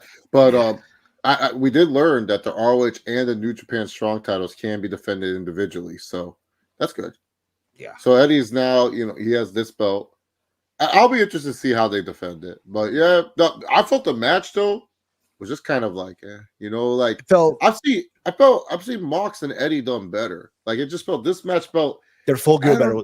Their full gear 2020 match was better than this. Oh yeah, 2021. I'm sorry, 2021 full gear. Yeah. Oh yeah, 100%. Just that this, I don't know, something about this match. It just felt very like it. This wasn't like Eddie's best match in the CC, and this wasn't Mox's best match in the CC. Like that was another thing. This didn't feel like, oh, this is the penultimate final for the Continental Classic. Like it just felt like, okay, so yes. CPZ, I'm scared of it too. Because here's the thing. I watch MMA, bro. Ain't no way you can convince me that pro wrestling is sports based. It's just not possible. Just not possible, man. You're not, yeah. I read this comment already. Do you guys think, here's from Ronan Goes, do you guys think they could have pulled the trigger with Mark Briscoe winning this tournament in honor of his brother? Well, you got to see if New Japan's okay with Mark Briscoe becoming one of their champions, and I don't think New Japan is. Well, to be fair, the Briscoe used to wrestle in New Japan back in the day. Yeah, no, I'm talking about New Japan Strong. I don't think they want him as champion. Yeah, I guess so. Now they think Heath had been injured since last year, but he wrestled him. He wrestled, but he rested. But we rested him some weeks. But that's how safe dude's been hurt for a year. Yeah. So the main event, the main event, for the world title, Triple B, MJF, Samoa Joe. I love the video package at the beginning, right? Mm-hmm. I'm from Long Island, this and that. That one girl, wild as all hell. She got clapped 5 times in the back seat of her car by MJF and all that stuff. And everyone's saying that, hey, that's their scumbag. It's very Long Island-like. Good for them. I thought this match was okay. Obviously, we got the result that we saw, that being Samoa Joe defeats MJF here. There was a ref bump.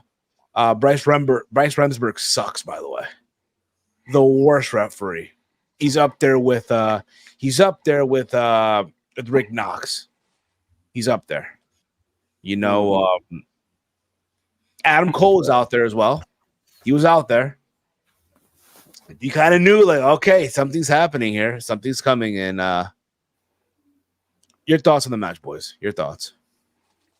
I mean, the match was going. I felt like it abruptly ended with that finish. Didn't expect it to finish that way, with the submission, but not like that. I thought some brutal spots, the muscle buster on the apron was pretty brutal. And then, I really just want to talk about the reveal.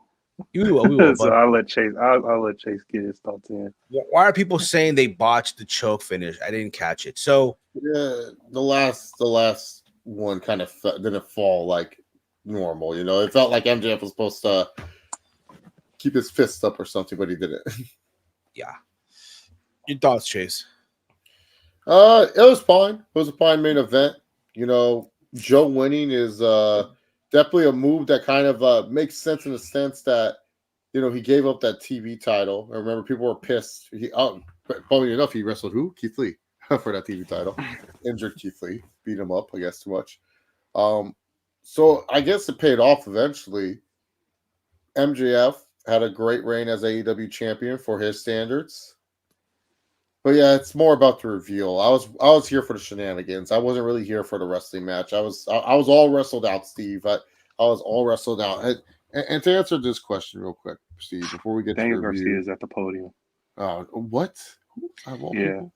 Okay, whatever. Chase, how are you not convinced that pro wrestling and sports? Okay, I'm trying to explain this to you guys. Professional fucking wrestling cannot be sports based as long as UFC exists, because the thing is, UFC has taken over of what professional wrestling should be sports based wise, and the problem is now when you go to a sports based scene, it makes no sense when you're doing leg kicks and doing punches, and then all of a sudden someone does a tope suicida, or someone does a fucking quadruple triple flip to someone on the outside, or they do diving, or any of these moves to anyone. You can't be a sports-based team. And then not only that, wrestling drives off the fact they need storylines, because this is the UFC storyline. Conor McGregor beats this fighter. Conor McGregor moves on to the next fighter. There's no Conor McGregor being like, "Oh, that was a tough bout with Dustin Poirier, mate. I fucking love that fight.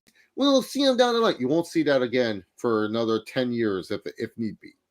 That's how MMA works. Wrestling, they could literally wrestle each other, and they might wrestle each other again soon. There's storylines behind it. Look at MJF Samoa Joe. They literally wrestled in September, and now they wrestled again here in December, and they had to have a story to build up to it. That's what I'm trying to say. You can't do sports based with it. It's just because UFC is now what sports-based professional wrestling is. It's because I watch a lot of MMA. I get if you watch MMA casually, but when it comes down to it, it's not like professional wrestling cannot replicate what UFC has done. UFC has taken all the elements of sports-based professional wrestling and have made it there. You can't do it. Yes, UFC does need storylines too. I'm not disagreeing with that.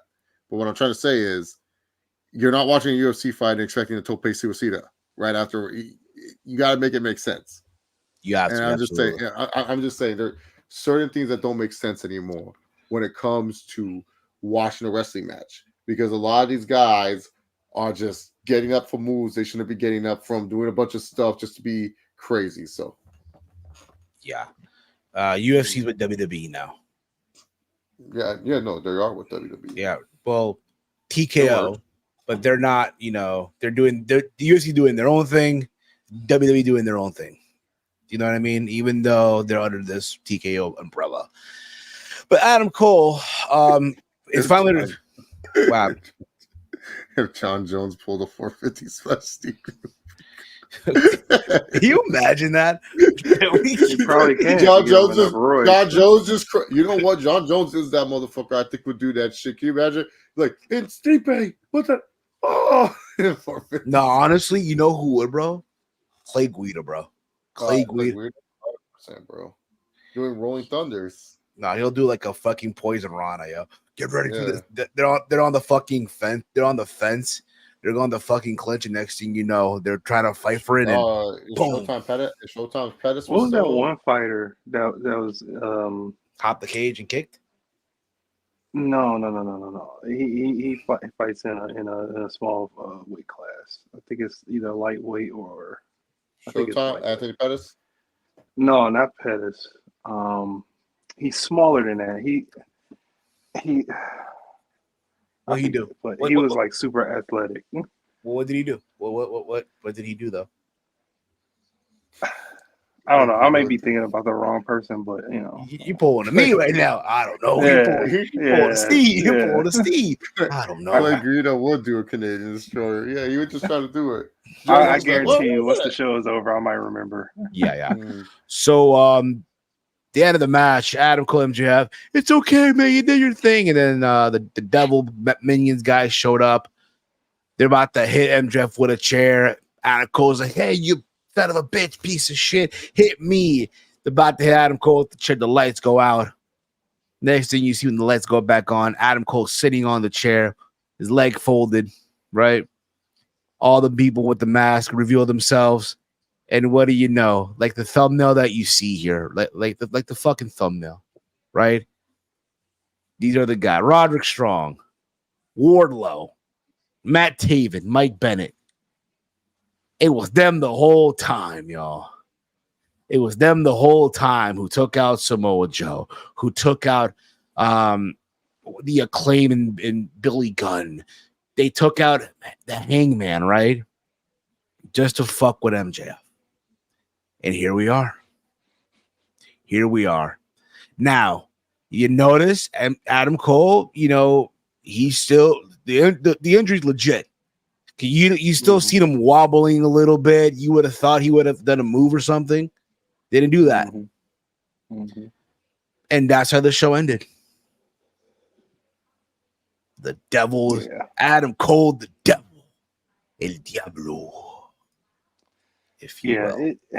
We all knew, like, as the process of trying to figure out who the devil is, we came down to we always knew it was Adam Cole, but as time kept going on, we would. I wish it was Tony. I guess. I wish it was Tony. I ain't gonna lie. That would have killed it, honestly. But as time went on, we kind of threw out more suggestions, like, oh, it could be this person. I think I threw out, like, oh, it could be Roddy, because Roddy's the only person that's trying to figure out who the devil is, and the person that's figuring out who the devil is either a part of it or is it? And he was a part of it. And then, Steve, months ago, you were clamoring for Adam Cole to be joined back up with the Kingdom. You got that. The only thing is, Wardlow's a part of another faction that he's probably gonna shit the bed on again. Probably. Most Man, likely. our boy Wardlow, dude, ATP favorite. Wardlow, man. Mud. And he was probably a more dead giveaway than anything because His hair growing. he kept, not with his hair growing, but with him, that interaction he had with MJF where he said, I'm going to take everything away from you. But he's like one of the minions. Yeah. So I don't know how that's going to work. Remember Adam Cole did the fist to the back, like stabbing in the back? Yeah, I remember that. I mean, here's the thing. I kind of had a feeling that they were going to make Adam Cole the heel in this whole MJF, and I was called an idiot on a lot of platforms. Man, dude, Chase Drama strikes again. Who would have thought? Me. Adam Cole plays such a great. A lot of people don't know this. Adam Cole is one of my favorite wrestlers. A lot of people wouldn't think I like Adam Cole, but I do like Adam Cole. He's one of the few guys that I really like inside the ring. It's as far as a good in-ring worker, he's one of my favorites. Mainly because I think he does a great job connecting as a character too, and he plays such a good scumbag. Like he's such a like yes, he's such a nice guy in real life, but he's such a better scumbag. We saw this in his run in NXT. Hell, if you followed his PWG days, he did a kind of a similar thing where he was like that mystery man in the PWG. Same with the Bullet Club, and it made all the sense in the world for him to be the devil. I don't think anyone has an issue that Adam Cole's the devil. I think a lot of people just felt that the reveal was just so dry. Like it was just like, oh yeah, we have this chicken and stuff like that. There was just not enough seasoning on the chicken. Like that, they like you didn't put enough peppers or anything like that. You gave us some bland ass chicken as the reveal. Like it came from like what CPZ said. They had Adam Cole come out before the match. It kind of ruined like a little bit of the surprise. Then you had all the devil people come, and then the camera angle, and then them not with the masks and everything of that nature. It just felt kind of weak. The one thing I will say is that I like is that, at least Adam Cole and MJF, it doesn't feel like it needs to be for the title, which is, if you're going to have, like, I felt the one thing about this Devil feud, it definitely slowed down MJF's title reign. And I felt him being champion with this devil BS going around, it would have been just too much. So I'm glad that they're kind of like, no, let's just keep him away from being champion. Let's just keep him away from being that. We don't need the belt for this feud to continue. This feud could continue with or without the title. So I like that from this aspect. Samoa Joe. You also got to put into a factor that both guys got to get healthy.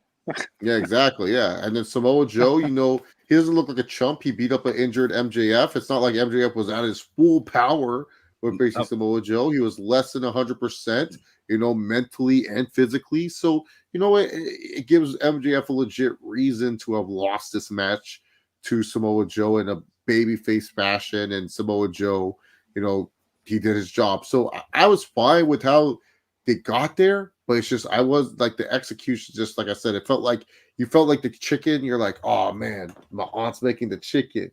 And then you taste it, you're like, damn, she didn't put enough seasoning on this damn chicken. That's what it felt like at the end. You just didn't get enough seasoning. I see MJ versus Adam Cole all in rematch. Could possibly be. Very possible. Yeah. Chase, Alan right here. Remember, speaking of UFC, Conor coming back, can we please get the third fight with Diaz, please, Dana? That's the only fight that makes sense, to be honest. I think Chandler's out of the picture. I think the only fights that he's going to do is either DS3 or Gaethje for the BMF title. That's possible. Because Gaethje is oddly quiet, and normally he would be clamoring for a world title match with Islam. That's very true as well. Do you guys want to read the cage match results? Like what these reviews now? Let's not read like the whole paragraph. I just want to see the ratings. I just want to see the ratings. I don't want to read like. I want to issue this question to both of y'all. Why you cue that up? How far do you think this devil thing is gonna go? Do you think it's gonna crap the bed sooner than we think, or do you think it's gonna actually pan out? So I'm gonna refresh the page real quick. Here's the thing, like the devil's already revealed, right? All right. So at this point, it's downhill. When I say I don't mean downhill in a bad way. It's like from here, whatever happens, happens. at this point, right? Mhm. Now let's see you make chicken salad out of this now. Good luck. I think it will go until Double or Nothing. I think that's the time that's a good time frame for this, and then you have to decide: are you going with Cole or are you going with MJF? Keep in mind, it all depends on who your world champion is. So, Yeah, Northern Ghost. Next pay-per-view Revolution. Do you guys see MJF going up against Adam Cole? probably By then, MJF versus Wardlow, or maybe Matt, or maybe Adam. Yeah, I can see that. That could be the storyline. Adam Cole does, how MJF does is like you have to go through the 10 trials of MJF or whatever. It's the trials of the devil, and then so pretty much Adam Cole says, "If you want to face me, Max, you have to face this guy, and maybe face Wardlow inside a steel cage." And keep in mind, Wardlow did beat MJF, so it makes sense. I don't know. TK said Collision beat the NBA in the ratings. Oh my god, what the hell is this guy? This guy's crazy right now. Okay, so here are the. Wait, we gotta get Romeo's thoughts real quick. Romeo said this. This is what TK said. Really great week for AEW across the business. Collision ratings going up against the toughest competition. Oh, great, Tony. Thanks. Chase, you gonna buy some Disney domains coming up available? What Disney domains? What are we talking about here, Dolores? What business are you trying to get me into? Disney domains. Okay, so so far the rating out of 10 is a 5.50. Now, mind you, this could probably change by the time y'all wake up tomorrow morning or later on in the day. I give this a 5. Yes. So the highest rating match right now, it's the final match between Kingston and Moxley. It has a 9.7 right now. The least match, obviously, is you guys can imagine the 8-man tag. They really put the sex gods in there. Wow. This is the comments here. Man. Some guy put a 10.0. A tremendous event where you can see that they are looking forward to stories like Adam Copeland versus Christian and above. They leave us with the great unknown of the character of the devil. What? What great unknown? They revealed them. They revealed them. What is the hell? The great unknown. We know who the fuck he is. What do you mean great unknown? Nah, I think you're gonna read like a nerd. I think you're gonna do the Caden voice. No, that was a good enough voice, Steve. I'm not reading like Caden. These are the kind of pay-per-views that I like to see. Some negative points that I highlight are you give it a 10. If we're negative points, that card was very long, and there were fights that could have been easily shown on AEW Dynamite. How the fuck? You know what I wish, realistically, your score is a 7. You know what I wish, bro? You know what I wish? Cage match. Where the fuck runs this shit? Let people reply to these comments, yo. Yeah, no, for real. Steve, go to the Jericho match. I definitely want to read one of those ones. Yeah, go to the comments on that one. Let's see what people. Oh, 3 stars. Ugh. Okay. 0. How many? Go back up. How many? 3 times. 3 out of 10. 3 out of 10. Now, mind you, this can change. Keep that in mind. Yeah. Okay, I want to see who gives us a 5. Let's see what this person probably had no thoughts or feelings about Jericho. Where? No, someone gave this a 5. They just showed 1 5. Steve, you know how there's like there? Yeah, I want to see who gave 2 people gave it a 5. I want to see a 5 rating. We'll find out here. Yeah, I want to see. These guys obviously don't give a fuck. So okay. I'm not certain if I would have put Chris Jericho. Okay, yeah, skip. They give him a 5, but they're not so Chris Jericho. They know. The enjoyment of this match is really loyal for multiple reasons.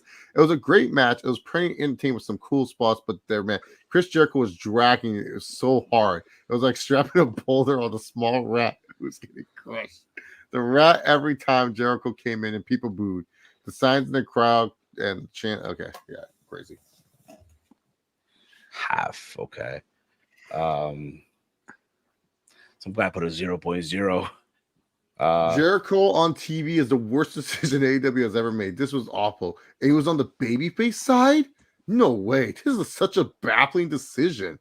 a really, really bad timing. It should have been put aside, and a 3v3 would have still been good. Like, this isn't logical at all. Other than the match was quite bad, only Stark shined a little bit, and he got pinned, by the way. And Yeah, he did. Guevara showed how good he can be when you let him wrestle.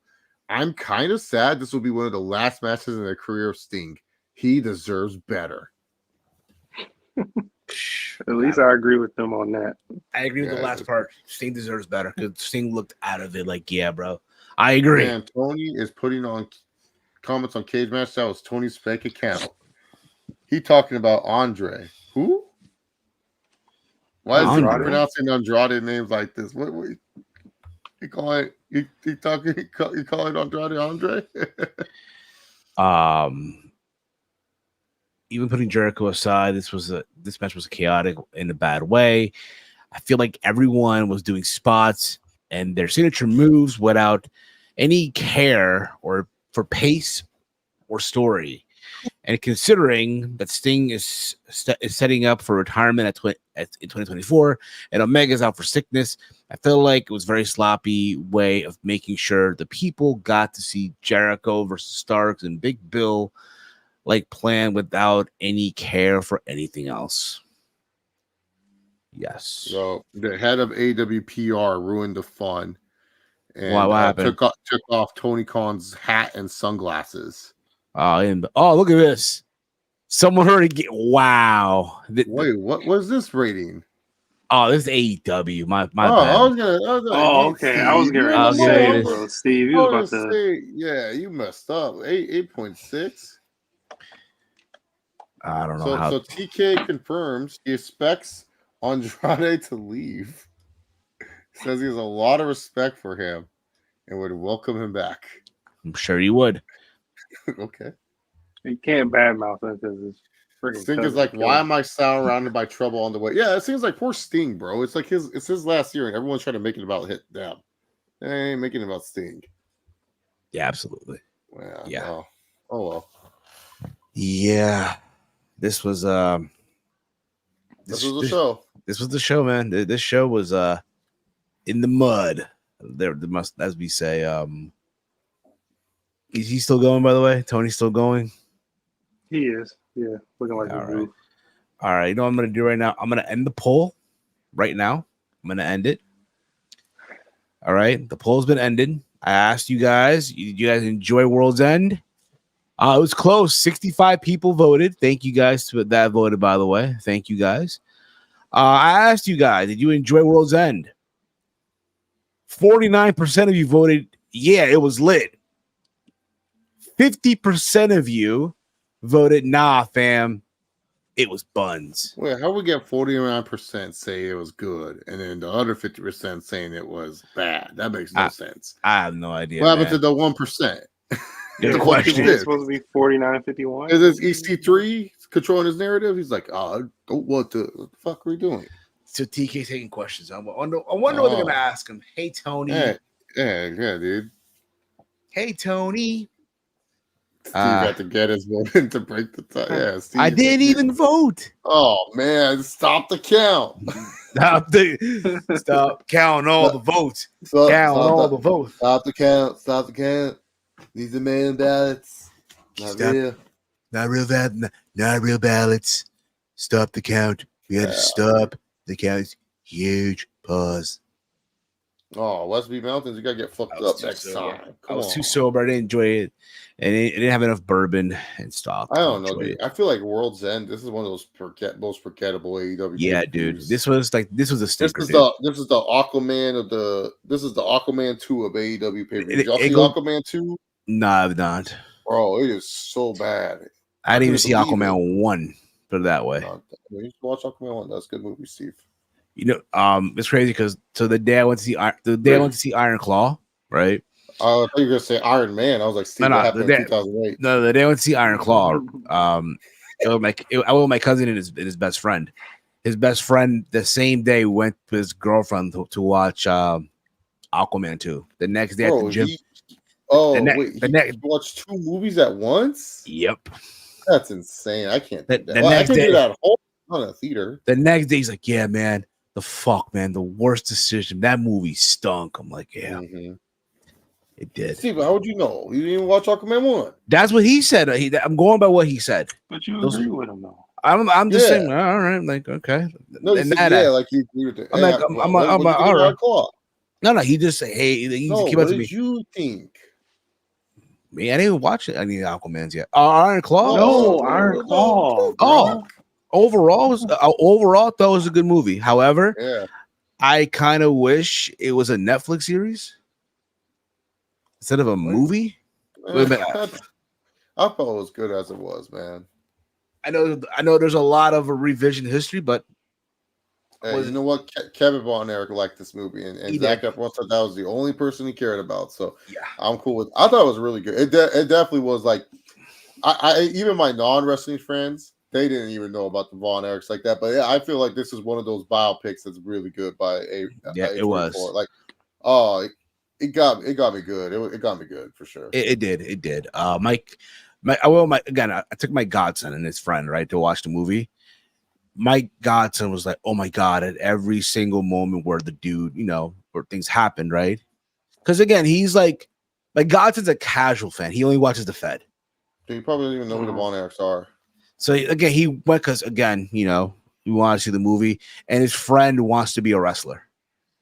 His best friend wants to like pursue pro wrestling and all that stuff, and so he went to, right, and he was just like, "Oh my god, this actually happened!" Like, yep, based on What'd you give it out of 10, Steve? Out of a 10, I'm gonna give I gave the movie an 8. Does Cage Match have the Iron Claw reviews? Imagine if they did. I don't get how you can brag about TV ratings when they're down from last year. Sorry, guys, the Constantine my theme. Exactly, when the show aired, this is me the whole time I tried to watch the first match. I couldn't even pay attention. I was in the middle of playing Modern Warfare free and thought playing the game is better now. Yeah, exactly. Like I was on my phone most of the time. I have Chase. It was real buns. This show in WWE Royal Rumble 2020 was better than Aquaman 2. But Black Panther was a jobber, bro. Yeah. Romeo, this is a man who thinks women killed it. They did try to kill each other in each match. Oh man. The mud. You okay, Chase? Oh, choked on something, bro. Probably laughing at Tony Khan too much with that picture, bro. Again, yeah, the ratings have been down since last year, but people now all of a sudden want to blame soccer. People want to blame Inter Miami. So yeah. Iron Claw is 8.9 out of 10 on Rotten Tomatoes. Yeah, that's fair rating. I gave it a 9. It was my 4th favorite movie this year. It was. And again, Steve, what are your 3 favorite movies before this one? Then I want to know.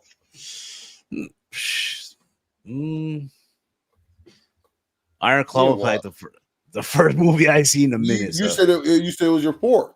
You said it was. No, I'm just going. Okay, yeah, like in that aspect. I didn't mean like it's like my 4th. Like no, like I'm just going like yeah, okay, like based on what you said. No, okay. If you guys haven't seen it yet, Godzilla -1. That's the movie of the year. Spider-Verse 2 is my 2nd favorite, and then my 3rd favorite is Oppenheimer, and then the 4th favorite is Iron Claw. What did you guys think of the actor who portrayed the performance who portrayed Ric Flair in the Iron Claw? Terrible. Here's the thing. This is about the Von Erich, so I wasn't going to shit on it too bad about it because I heard about it, but then when I saw it, I was like, oh, that's rough. Like, I don't know. I felt like you could have gotten anyone to have done the Nature Boy Ric Flair. The person who played Harley Race, A+, bro. He was. I thought that was him. Yeah, Alan, it's actually just like you don't even have to be a wrestling fan to enjoy it. Like, it's actually generally just a really good movie. Which is a better movie, The Iron Claw or Barbie? Iron Claw is better. Barbie's all right. Barbie's a good time filler. It's not that great though. Damn. Unsourced rumors. He is calling things now. You can't speak to unsourced. This is the most groundbreaking. Tony Khan is not saying thanks for asking. He's actually saying something. Wow. He said can talk talk about internet unsorted rumors. He can't. Okay. It's great, bro. This is, again, dude, this pay-per-view was a stinker, bro. This was, and you know the crazy part about it, there's some folks on here who will tell you this was a great show. You know, there's people who will tell you, man, this show was fire, man. Tony, they're on crack cocaine. Tony said anyone who has a problem can take it up with him and the disciplinary team about an issue that happened. Bro. He's not doing himself any favors. No, dude. this guy, I feel like, dude, I ain't gonna lie. CM Punk, I think he told the truth. You got EVPs that couldn't manage a target. I don't think Tony Khan can manage a target. No, but he can fucking barely manage a concession stand at He's struggling with the frosty machine at Wendy's. He's like, how's it turn off? what NBA game was he going up against? It's about one or no. Was it that bro? Here's the thing too, bro. One thing I want to say. There's a lot of people on Twitter, dude, and I said this to Mike a couple of days, I think before we went live on for SAD. There's a lot of folks on social media, bro, who are making their main priority AEW's 2024 plan instead of their own priorities. That's true. Get your shit together, folks. Get your shit together. Hey, I want to hear some Paul. I know we've been ripping on Tony, but everyone that's in the chat right now, post your New Year's resolution. Yes. I want to read at least 5 New Year's resolutions before we go on and stuff like that. Steve, Yeah. what's your New Year's resolution? You going to go back on the diet? No more Slurpees? Yeah, we'll get back on it. Get back on the swing of things here. No. What's your New Year's resolution, Steve? Let's see here. Get this channel to 3,000 subscribers. That's one. Let's see here. Let's see. Try to get to work on time every single day. What? Not on time? There's been days, not every day, but there's been some days. What's your manager say? Like, Steve, you're like, get it right up yet? They don't give a fuck. They don't give a fuck. They don't. But at least for me, it's they're like just like, at least you showed up. Fuck. At least I showed up. Yeah, like yeah. Oh wow. Let's see here. What's another third one that I can think of here? Try to hit at least 5 parlays. Hit 5. That's a horrible. So you're gonna. Yeah, well, no. See, why don't you say? So you're gonna continue to be a degenerate. No. Oh my god. Okay, try to cut down on these online betting. Cut down on them. What the cut? Now you're making no sense. You say first you want to hit 5 parlays, and now you're saying okay. Anyways, my New Year's resolution is going to be to reach my goal weight of 160. I think it's possible. Definitely doable. I bulked up this winter. I'm at a spry 229. So now I'm going to go and cut it all down. It's going to be an amazing transformation. And then the other New Year's resolution is that I want to pay off one of my loans. I don't know which loan I want to pay off yet, but I want to pay off one of my loans. That's another one. And then my last one, I don't know, man. Maybe get a kid. Adopt one or something. Who knows? Okay. Yeah. Big Mike, what about you, man? That's a big responsibility, Chase. But Yeah. that's very admirable. Admirable. Admirable. Tongue-tied. Admirable. There we go. Admirable. There we go. Mine, I guess, is to continue to, progress at my job. Go up the ranks there. And my goal is to actually quit betting next year. I think I'm starting to, trend out of that myself. I haven't really. No, bet. you guys are acting like bitches saying quit betting. What the hell? No, I haven't really bet in like the last 2 months. I haven't really missed. Romeo, we got to have interventions with them. Can you believe what you're hearing? If you're in the chat, Romeo, we got to talk to them. These guys are. Yeah, and just continue to live life. Yes. as it goes on. Yes. Yes. Another one for me. Probably do London. All in London. That's not a resolution. That's not a a resolution. goal. It's a goal, yeah. Let's see here. Yeah, I won't set any weight goals for me, even though I have lost like 15 pounds in the last. That's good. Try to be more positive here on these reviews. Try to be more positive. Be more positive, yo. Be more positive. Let's see. Alan says his New Year's resolution is go to Hawaii for my birthday because I've never been there and get to 205. I'm at 275 now. Oh, that's possible. That's definitely possible. Dolores says not to go to jail. What the fuck? Why would you go to jail? Guess who's going to jail tonight? Got my hell tonight. Work on my channel more. Yeah, Workhorse Wrestling Network. Check them out. Yeah, check them out. 3, get healthier. I like it. I love the get healthy ones. This one I can relate to. My New Year's resolution is start wiping off literally every poop. Yeah, I got to do that too, man. Oh man. You want to go? Let's see. Dude, I have a colon issue, so yeah. My New Year's resolution is cut down my weight as low as possible by 205 pounds. I'm currently at 272 pounds. Last time I weighed myself. Yeah, damn, bro. Come on, y'all, Steve, we gotta motivate everyone. It's time for you to get back on the diet. Be like our friend Armand in the chat. Be like Armand. Armand lost a shit ton of weight. I did it once. They do it. We're gonna do it again. Yeah, you got to get back on the diet. No more Slurpees. Yeah, no more Slurpees. Now just shout out to TN Couponer. We went from 350 to 280, and now he's trying to beat type 2 diabetic, get my life more organized. Yeah, exactly. Put money in the stock market. There we go. Yeah, bro. Every time I go to the doctor, Romeo, this is not a New Year's revolution. This is you trying to actually just be a normal human being. This is a lame New Year's resolution. You should change it to something better. Come on. Oh, come on. Oh, your own channel, the Dolores channel. Got it. Yes. Also, Jeff Jarrett, by the way, was on. He was part of the panel at some point in the 0 hour. Oh, so, I'm back, baby. I'm back, baby. TNA. I'm coming home. Weston wants to lose weight and become a dad in the next 2 to 3 years. See. Okay, we all gonna be on the grind. We all gonna be on the grind, right, Steve? We're all gonna be on the grind. We're gonna be on the grind, Steve. Until I go to Peru in February in the mud. Steve, come on, bro. In the mud. Yeah. Steve, I googled this restaurant.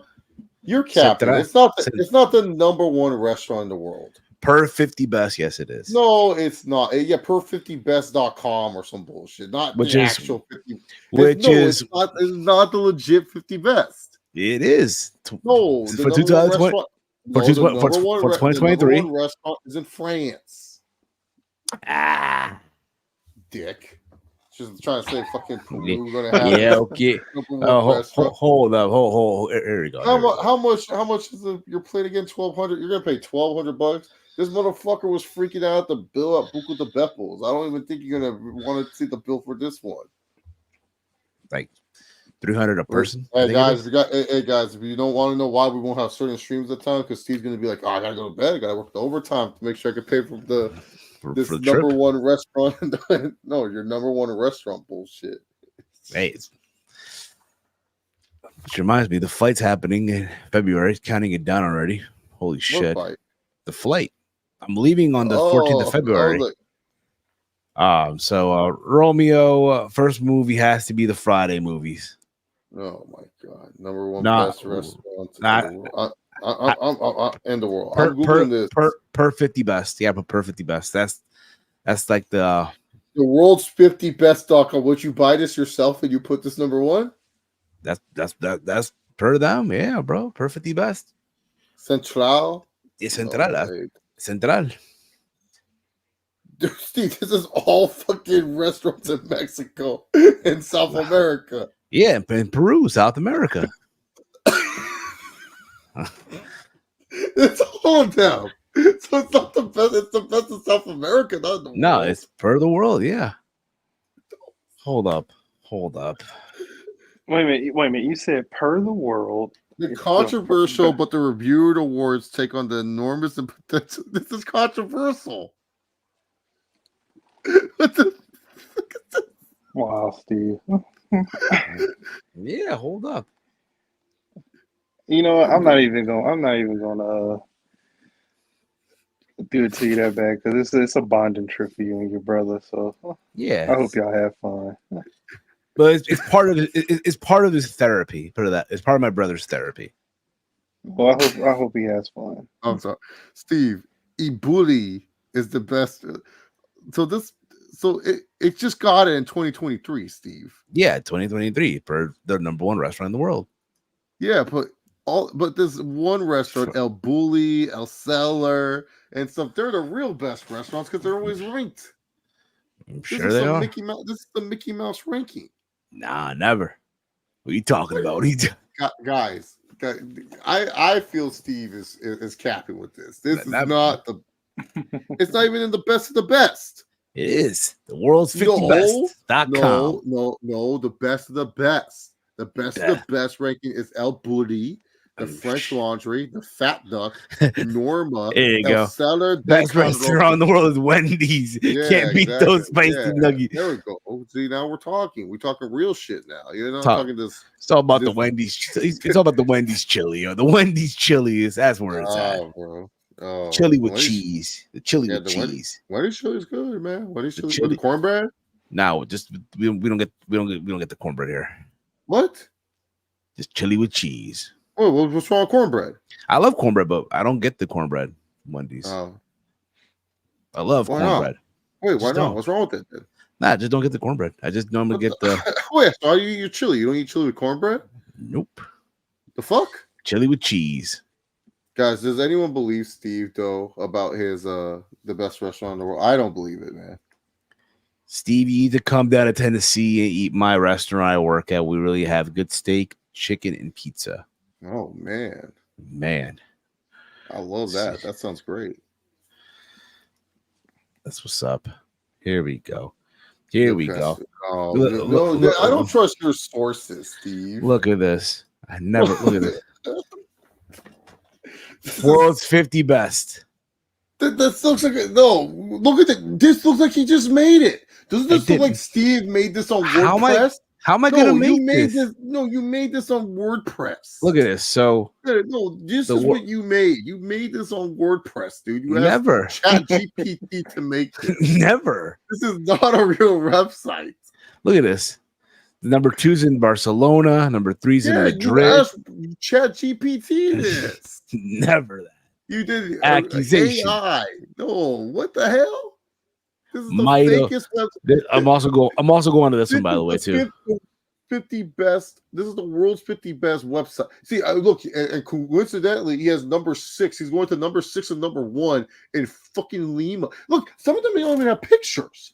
The pictures won't even look. Steve, you gotta update the JPEG on your own little website real quick. That even me. Look, this is your website. Look. This is such a website, bro. This is not real. What do you mean? This is not a real website. Stories. Let's see here. No, this is fake. Look at this. Can't even freaking.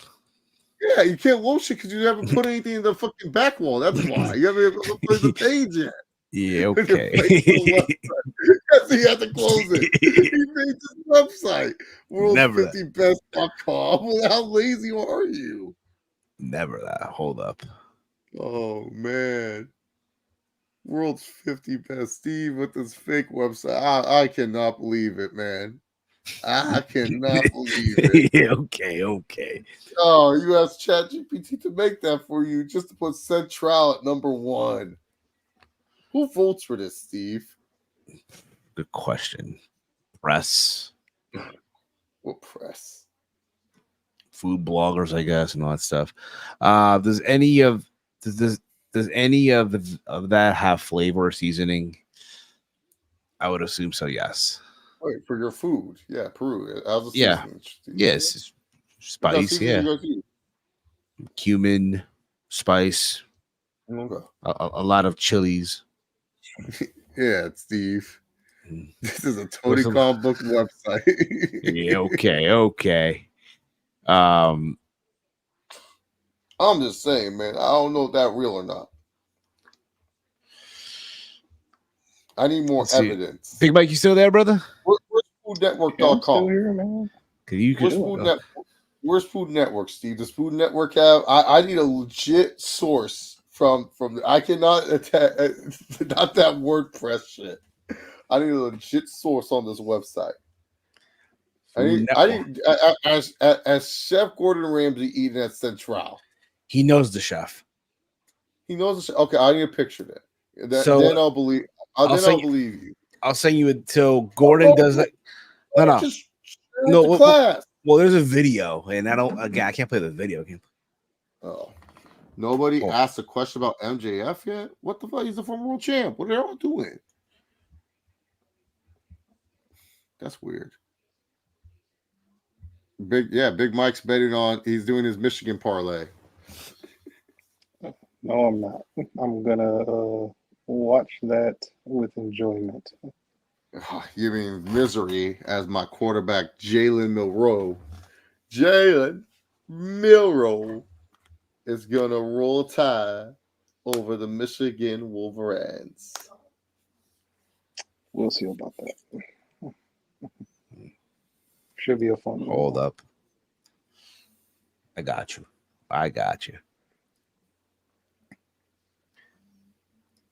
There you go, Chase. Picture of Gordon Ramsay with the chef. What kind of AI picture is this? What do you mean? AI. This is Photoshop, bro. It's not. Why do you Photoshop some random dude in front of Gordon Ramsay? That's the chef. Dude, that's that the is chef. Not the that's the chef of Central. Yeah. No, you really Photoshop some random. No. That's why it took you a while, bro, because you Photoshopped the dude right in front of him. That is the chef of Central. He could close the picture. That is the chef of Central. I need to see them in the kitchen. I can send you the video. Oh my! He said there's some video. Who knows? There's a video. I can send you the video, but if I do, if I play it here, YouTube, I might not go to the Rose Bowl actually because like my ticket was. I already sold my ticket. I could stream it. Watch Alabama. I'll let you know, Romeo. I might go to a friend's house to watch it. I love being the douchebag Alabama fan. That's no problem. To be fair, Tony Khan booked MJF so bad that people just ended up not caring about his title reign. And honestly, MJF should come to WWE. Did he book him bad? I thought he booked him really well. Bad. It just his momentum slowed down. Yeah, Big Mike, I hope you win Monday because I have a bad feeling that Bama's going to win another title. We'll damn, Big Mike, Big Mike, you sound tired, bro. I am. I went to work today. Okay. You work tomorrow? Or you work later today? You work Monday? Yep. Well, that's fine because the kitchen will be closed on Monday. Oh man, a reporter's pressing Tony hard right now. I'm sure. Is his name is his name Nick Hausman? No, he's just tweeting from home, I guess. But hey, is the reporter a male or female? Shout out if it's a male. Pressing Tony. Shout out to female too. No, because I know a female will press Tony. They have no fear. They're gonna say, "Fuck this guy." But if a male's doing it, that's good because we need more males to actually, have balls for once instead of being like, bitches about this type of shit. Facts. He shot it down again. Oh yeah, shout out to him. Well, because I know females have no fear. They're gonna say what's on their mind, which is great. And also, what this is gonna cause, bro, more people to like turn away from AEW. Like if you're media and all that stuff, Tony doesn't realize this right now is a bad look for him. This is bad. Some people. There's an older YouTuber that I still watch, OTR Central. He made a video. Schleg Daddy. He talked about how the drama of AEW kind of gets him away from enjoying the product, and I can get what he's saying with that because the thing is, that's the one thing WWE has over AEW. They have that PR machine down to a T. Like shit happens, but then guess what? It's like it's just business as usual. With AEW, it just feels like the most interesting things are not always what we see on television. It's always whatever's going on behind the scenes or that we don't know the full story of, or that's crazy, you know? So, Yeah. Oh, they finally asked MJF a question. Oh, MJF question. Okay, good. Wonder what it Yeah, is. I wonder what the question is. Yeah, we're here until the media scrum's over. We want to hear from you guys and stuff. Yeah, exactly. Yeah. If you have questions for us, shoot your questions. Again, if you're new to the channel, hit the subscribe button down below. Give this video a big old thumbs up. Share it through social media. Wait, you can't speak on MJF? The mud. Also, while you're at it too, guys, you guys feel generous, leave us a super chat. Also, if you want to become a member, it's $2.99 a month, and you get all the perks. That's including your priority to reply to comments. You'll be joining the ATP gaming roster. We'll be doing twice a month here on the channel, every 2 weeks, basically, a throwback watch along soon here on the channel. And also, you'll be given access to special members only streams from time to time that we'll do here on the channel.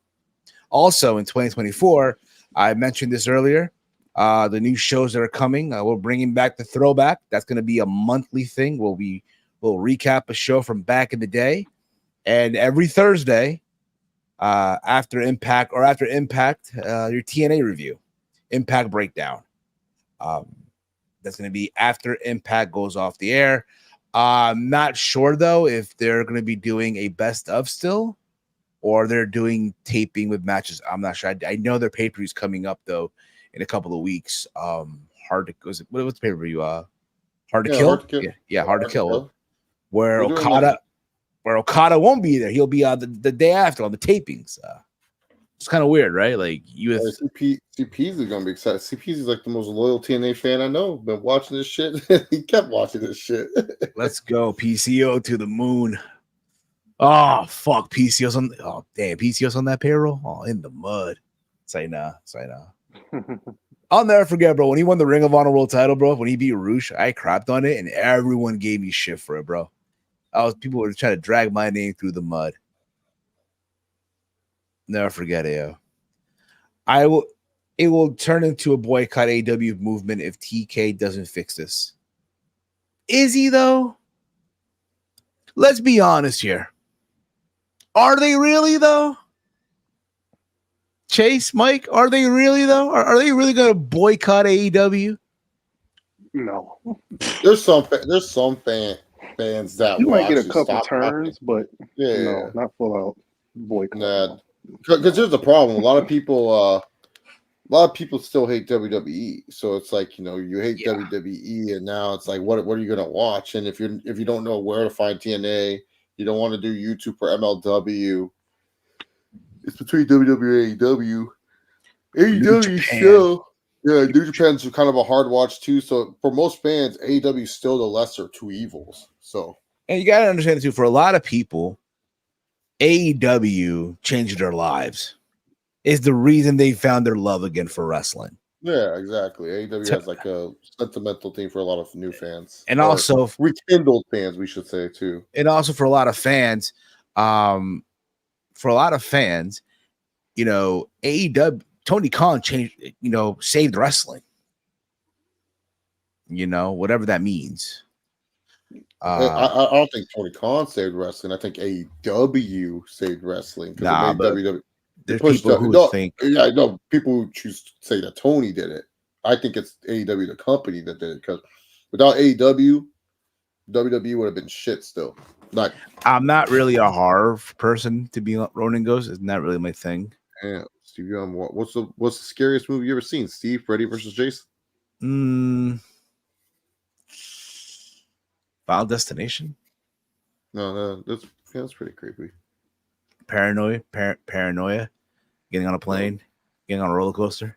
I work in an airplane, so there's that too. AEW desperately needs bookers for 2024 and writers. What do you mean World's End was yours, CPZ? What's that? What do you mean? You're done watching AEW? No more CPZ watching AEW? Exorcist will always be scariest. Oh, dude, anything with demons, I can't fuck with. Hell no. Nah, I can't do. I think I watched one of them years ago. I'm like, I'm good, bro. My cousin's into the whole horror movie shit. It's not for me. Like my cousin and her husband, for Halloween, the month of October, they'll do the 31 nights. There's a movie called Worlds End. I didn't know that. But you know what I'm saying? They'll do the 31 nights of all these horror movies and stuff. I'm like, I can't. I'm good. If you guys have questions for us, again, feel free to drop your questions or any thoughts or anything like that. And yeah, as this media scrum is still happening. Did the good people, did the good folks did they fly out to Long Island for this media scrum or What good folks? You know, the big time media, people, I don't know who you're talking about, Steve. the Denise Salcedos of the world, the Righteous Regis of the world, I don't know, Steve. Phil Lindsay. No, it doesn't seem like it. Don't seem like it either. Yeah. Ronan goes right here. The scariest movie you guys will see is Talk to Me, directed by the Philippou brothers, formerly known as Raka Raka from YouTube, is one of the best you'll see this year. Damn. Awesome, I guess. Yeah. Pet Cemetery is what he's trying to say, Steve. Okay. I don't know why. Alan, are you trying to use like a voice talking feature? What is this?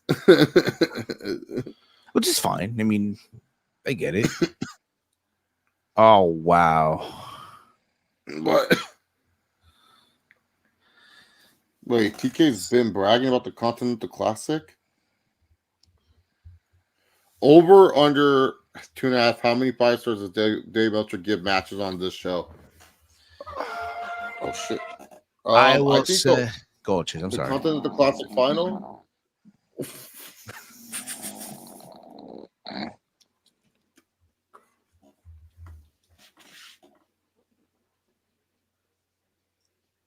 Bruh.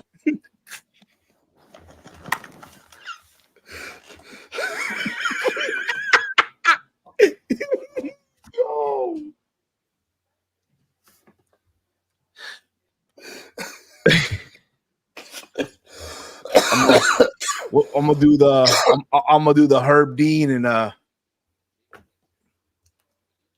That's over. Good night, Big Mike. Good night, Big Mike. He's a trooper, bro. Again, guys, listen. To be fair, he came out. He went to work, right? So give him that. Again, the CC hurt the TV product, and in my opinion, this show. The thing is, it was supposed to, expand more on storylines and give, reasons to continue certain feuds or expand on feuds, and they didn't really do that. Yeah, I agree, Sue. They really just having again. I'm not saying the matches were bad. You know what I mean? I thought, to be fair, the Swerve in Switchblade match was pretty good. Yeah, I thought Eddie Kingston versus Bryan was good. I thought there was some good matches with Brody Keane in the match. There's some good stuff. My question is, MJF, your most disappointing wrestler of the year, considering all the hype he had to start the year? Nah, not even close. This most disappointing. The hell is that? What do you mean? What? If anyone's most disappointing, like.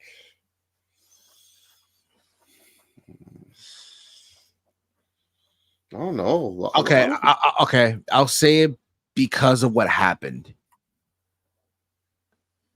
Mercedes Moné. That's true. She did get injured, and she never really. This was supposed to be her big year. That's a fair one, I would say. It's supposed to be her big year. People will say, "Oh, you can't say it because she got hurt," and I agree with you on that. But this was supposed to be her year, right? Bushiroad gave her the bag. They put put all their marbles on the Mercedes Benz, train or express, whatever the fuck you want to call it. And look what happened. She got hurt. And sometimes things you can't control.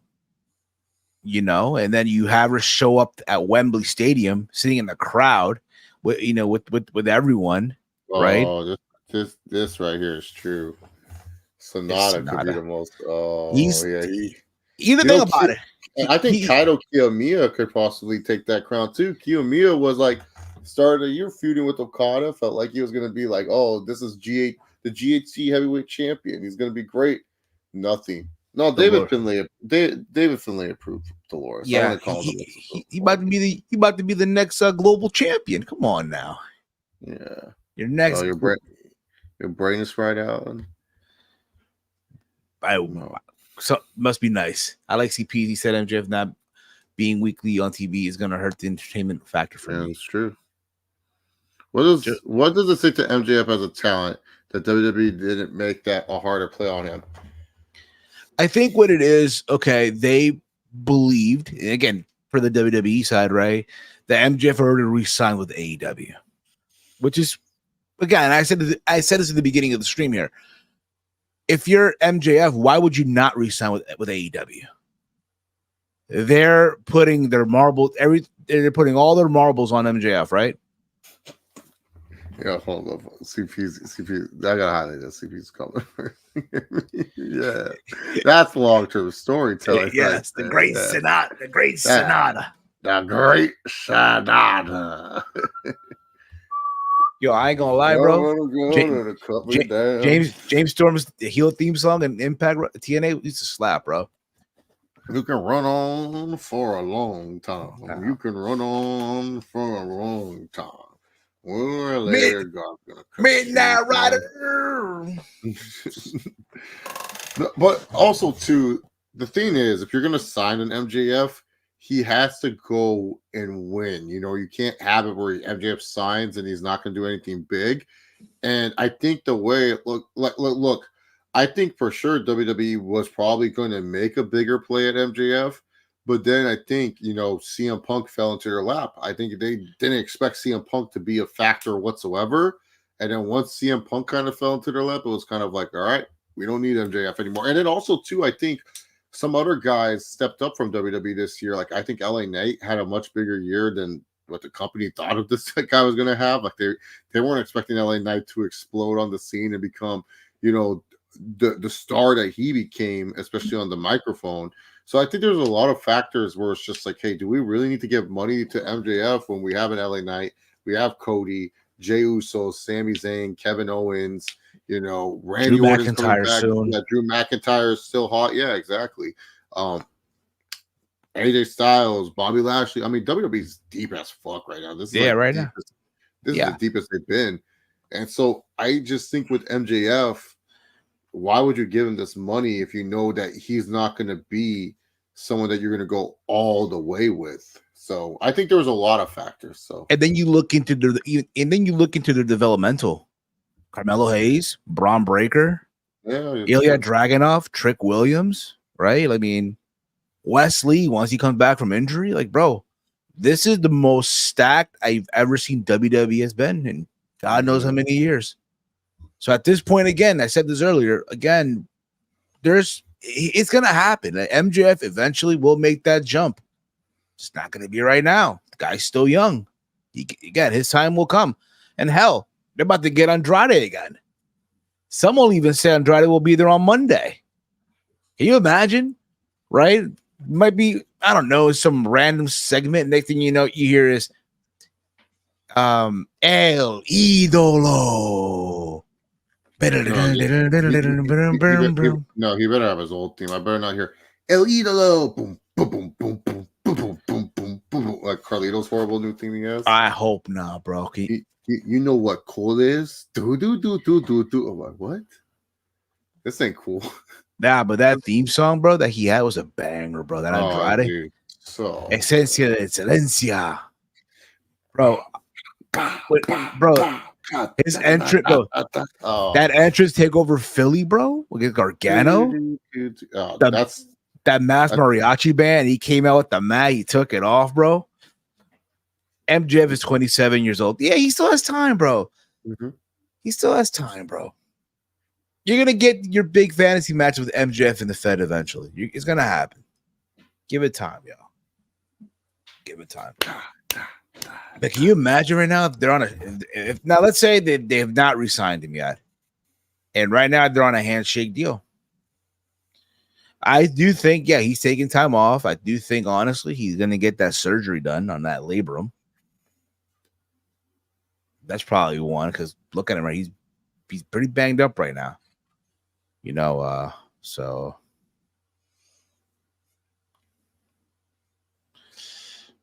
you know what I mean? Oh, dude, Andrade versus Johnny Gargano. That's one of the best matches ever, man. The entrance was fire with Andrade taking the mask off. It was, dude. It really, really was. Yeah, fellas. There's lots of it happening. You have Wrestle Kingdom happening. You have Hard to Kill happening. You have the Royal Rumble. What's the Wrestle Kingdom card looking like, Steve? Pull that up. Pull that up, Steve. Yeah, let's look at the Wrestle Kingdom should I hit up the Wikipedia or should I? No, go to the website. New Japan. Will they claim us on the website? It's a website. I think they will. I'm not established. Let's go through the Wikipedia then. Wikipedia Wrestle Kingdom 18, right? That's crazy, but there's already been 18 Wrestle Kingdom. That's crazy, bro. So, let's see here. He usually stays on forever, just not tonight. Oh no, he said, fuck this. Fuck. So what? This. So the meeting was already over? Yeah. Dollar says cage match. I'm on. Yeah, I'm already. I'm on. Okay, share the screen, Steve, so people can see the matches too. Yeah. What's the poster looking like? Oh, what the hell is this? Oh God. So they have Bullet Club War Dogs of Clark Connors and Drilla Maloney, whoever that is, versus Catch 2-2, I guess. Catch 2/2. The TJP and Francesco Akira for the IWGP Junior Heavyweight Tag Team Championships. Those still exist. Yes, they do. You have Zack Sabre Jr. versus Hiroshi Tanahashi for the World Television Championship. Oh, whoa, Steve. You forgot to say President. President Tanahashi. Thank you. Yeah, thank you. Give the guy his right title. Come on. Went to law school for this. Wikipedia. Come on. Like, yeah. Steve, you edited it. You edited it. Yeah, we're good. Okay, he served at the president representative. Okay. Also, the participant for the Japan Shambo determined who will challenge the provisional king of pro wrestling 2024 at New Year's Dash. That's great.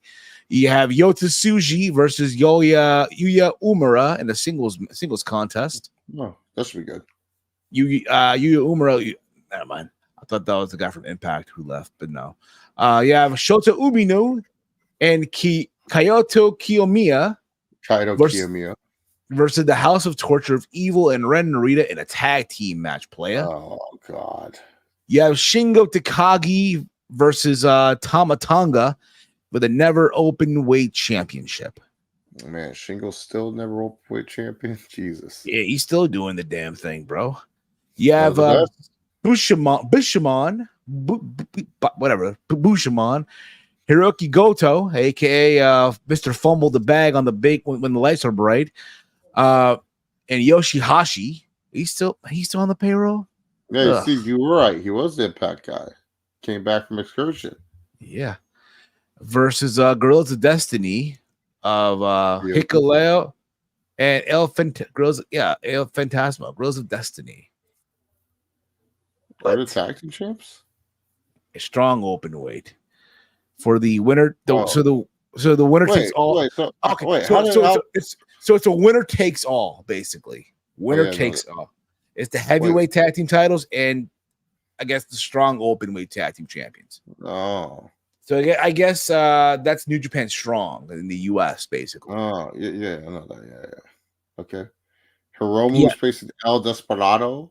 for the junior heavyweight championship. Basically, that's the Hiromu title. Come on. Wasn't this pay-show again? Wednesday? Yeah, that's Thursday. Thursday? Oh, not too bad. Will Ospreay versus Jon Moxley versus David Finlay for the inaugural Global Heavyweight Championship. Kazuchika Okada versus Bryan Danielson 2 in a singles match. Yeah. And the main event is Sonata versus Tetsuya Naito for the World Heavyweight Championship. The same Naito who won the G1. Oh, we fell off hard. That's the card. Steve, is your boy Naito going to do it? Honestly, I think Okada might put in his political card to President Tanahashi. Oh, he's gonna be like Tana-san. What do you think he's gonna pull a Hogan for WrestleMania 9? Naito loses. He's like, no, I can't do it. You go in there, Okada. No. I think it's time for fans to do a voting to vote for the main event. No. For fans to vote. Yeah, man, gotta get on the polls and vote. The last 4 matches seem like they would be killer. Bank. Yeah, sure. The upper match is like, I'm good. Honestly, if I'm looking at this, all I'm gonna probably do is catch the main event, the co-main event.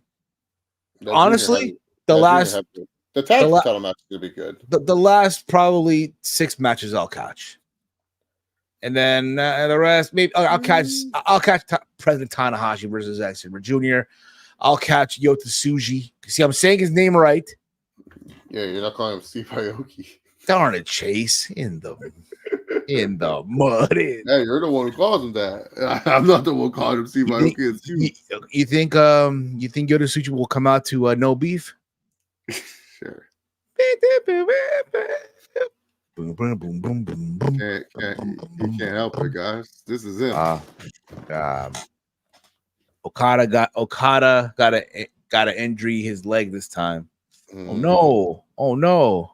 I know I was built for this. Do you think New Japan's poking up for the final countdown, or are we getting that? I know I was built for this. I won't quit. I think for the live crowd they'll play Final Countdown. I think for the live crowd they'll play Final Countdown, but for us we won't be able to hear it. We get that one probably. He does the awkward like the. Yeah, he does the yes. They won't even get that. Japan culture. The overall show is going to be good, but I think Stardom got a new show too. Didn't they have their Queen something yesterday or the day before? Their Queendoms. Again, I'm butchering names here. I apologize. I don't really follow Stardom like that. Where's Alucard when we need him? Guys, I must remind you now, yo, that what was her name again? Freaking Kana is the best wrestler.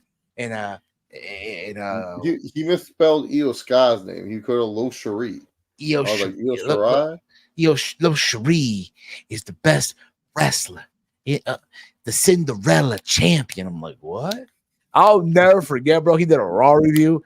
Talk about Charlotte Flair, and then next thing you know, the Cinderella, is she better than the Cinderella champion? I'll wait.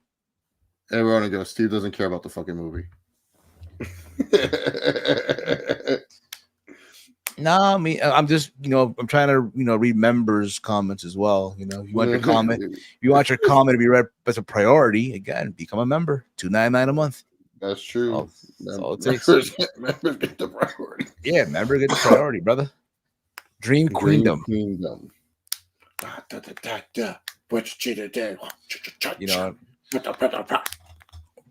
Great. So the media scrum is already over, huh? Yep. In the mud. Probably like the shortest media scrum in the history of AEW. Yeah, it was pretty short, to be honest. Normally it'd still be on. Honestly, bro, they're probably gonna cut down on it now too. Like, 2024, we're no longer doing the media scrums. Do you think Tony Khan? I think that's Tony Khan's New Year resolution. He's gonna be like, let's fix the PR of AEW. Like, there's no way. Every Saturday, I should not be having to wake up before pay-per-view and have to worry about what happened to one of my wrestlers in the past or some bullshit. Like he has to be trying to think of like how. I think that's what he needs to fix. That's the thing too. Yeah, like again, and this is go back to what I said earlier. This is why, in a way, I prefer the Feds. I prefer the Feds post conferences over AEW because at the same time, with the Fed, bro, they know the media they want to get. Exactly. They want to get, LA Times, New York, the New York Post, as such, the Washington Post, ESPN. That's what they're looking for. Here on the AEW, you get, I don't know, like so-and-so's wrestling show podcast on YouTube, and so-and-so channel only has 400 subs. And hey, Tony,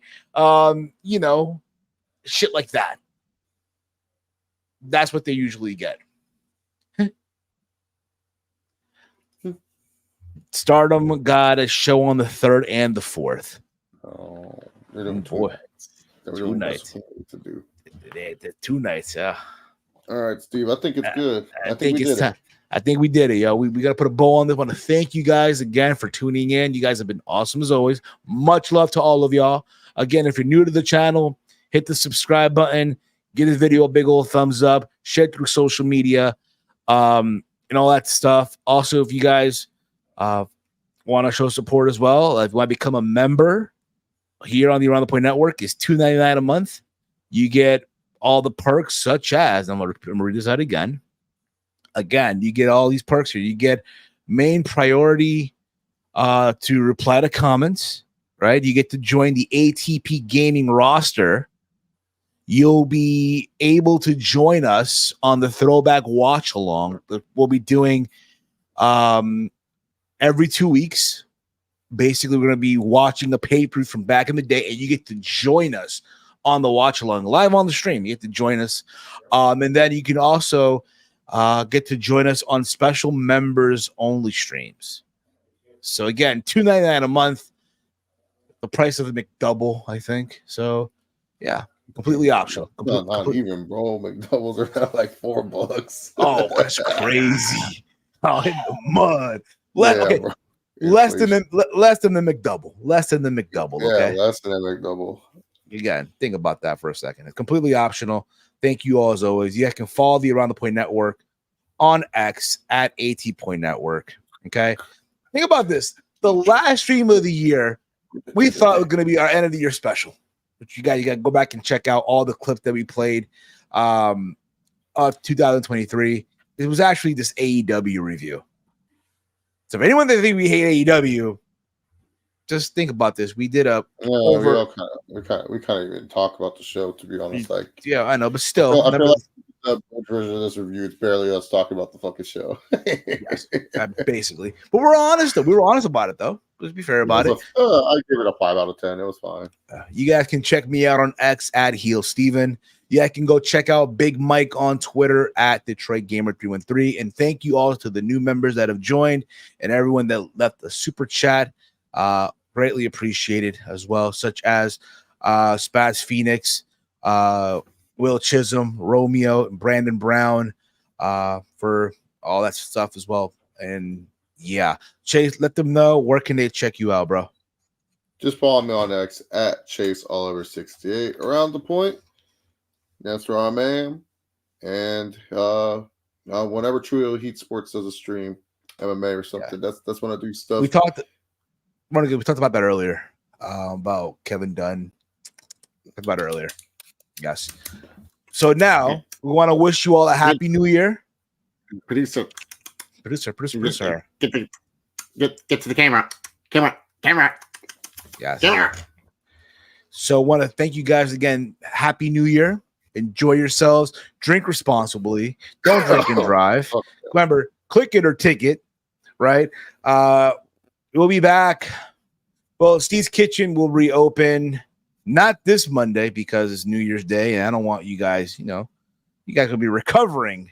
So the kitchen will reopen on January the 8th. But there likely will be a Raw rundown. Likely will be myself because I know Mike will be focused on the game. And then there will be the same Tuesday a review for NXT's New Year's Evil. So there's that. I will be going to Dynamite on Wednesday. If you see me there, say what's up, all that fun stuff. All right. That being said, thank you all for watching. This has been the post show for AEW Worlds End. For myself, for Chase, for Big Mike, for the gang.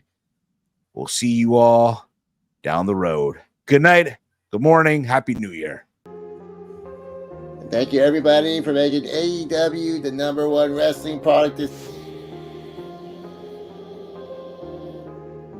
Can't hear you, buddy. You can't hear me. I'm right here. There you go. Now we hear you. Hey. I just want to say thank you guys so much. AEW is the best show on planet Earth. I appreciate you guys. Thank you so much. And I'll answer all your questions next show. Next show, I'm answering all your questions. Oh, boy. That's cool. Yeah, well, you ain't answering shit. Oh, I do know, though. No Millie. No Millie. No Millie. Hey. No Millie. No Millie. No Millie. Hey. No Millie. No Millie. Wardlow's World. Hey. No Millie. No Millie. Welcome to Wardlow's Protein World. shake. Hey. Protein shake. Hey. Hey. Adam Hey. Cole.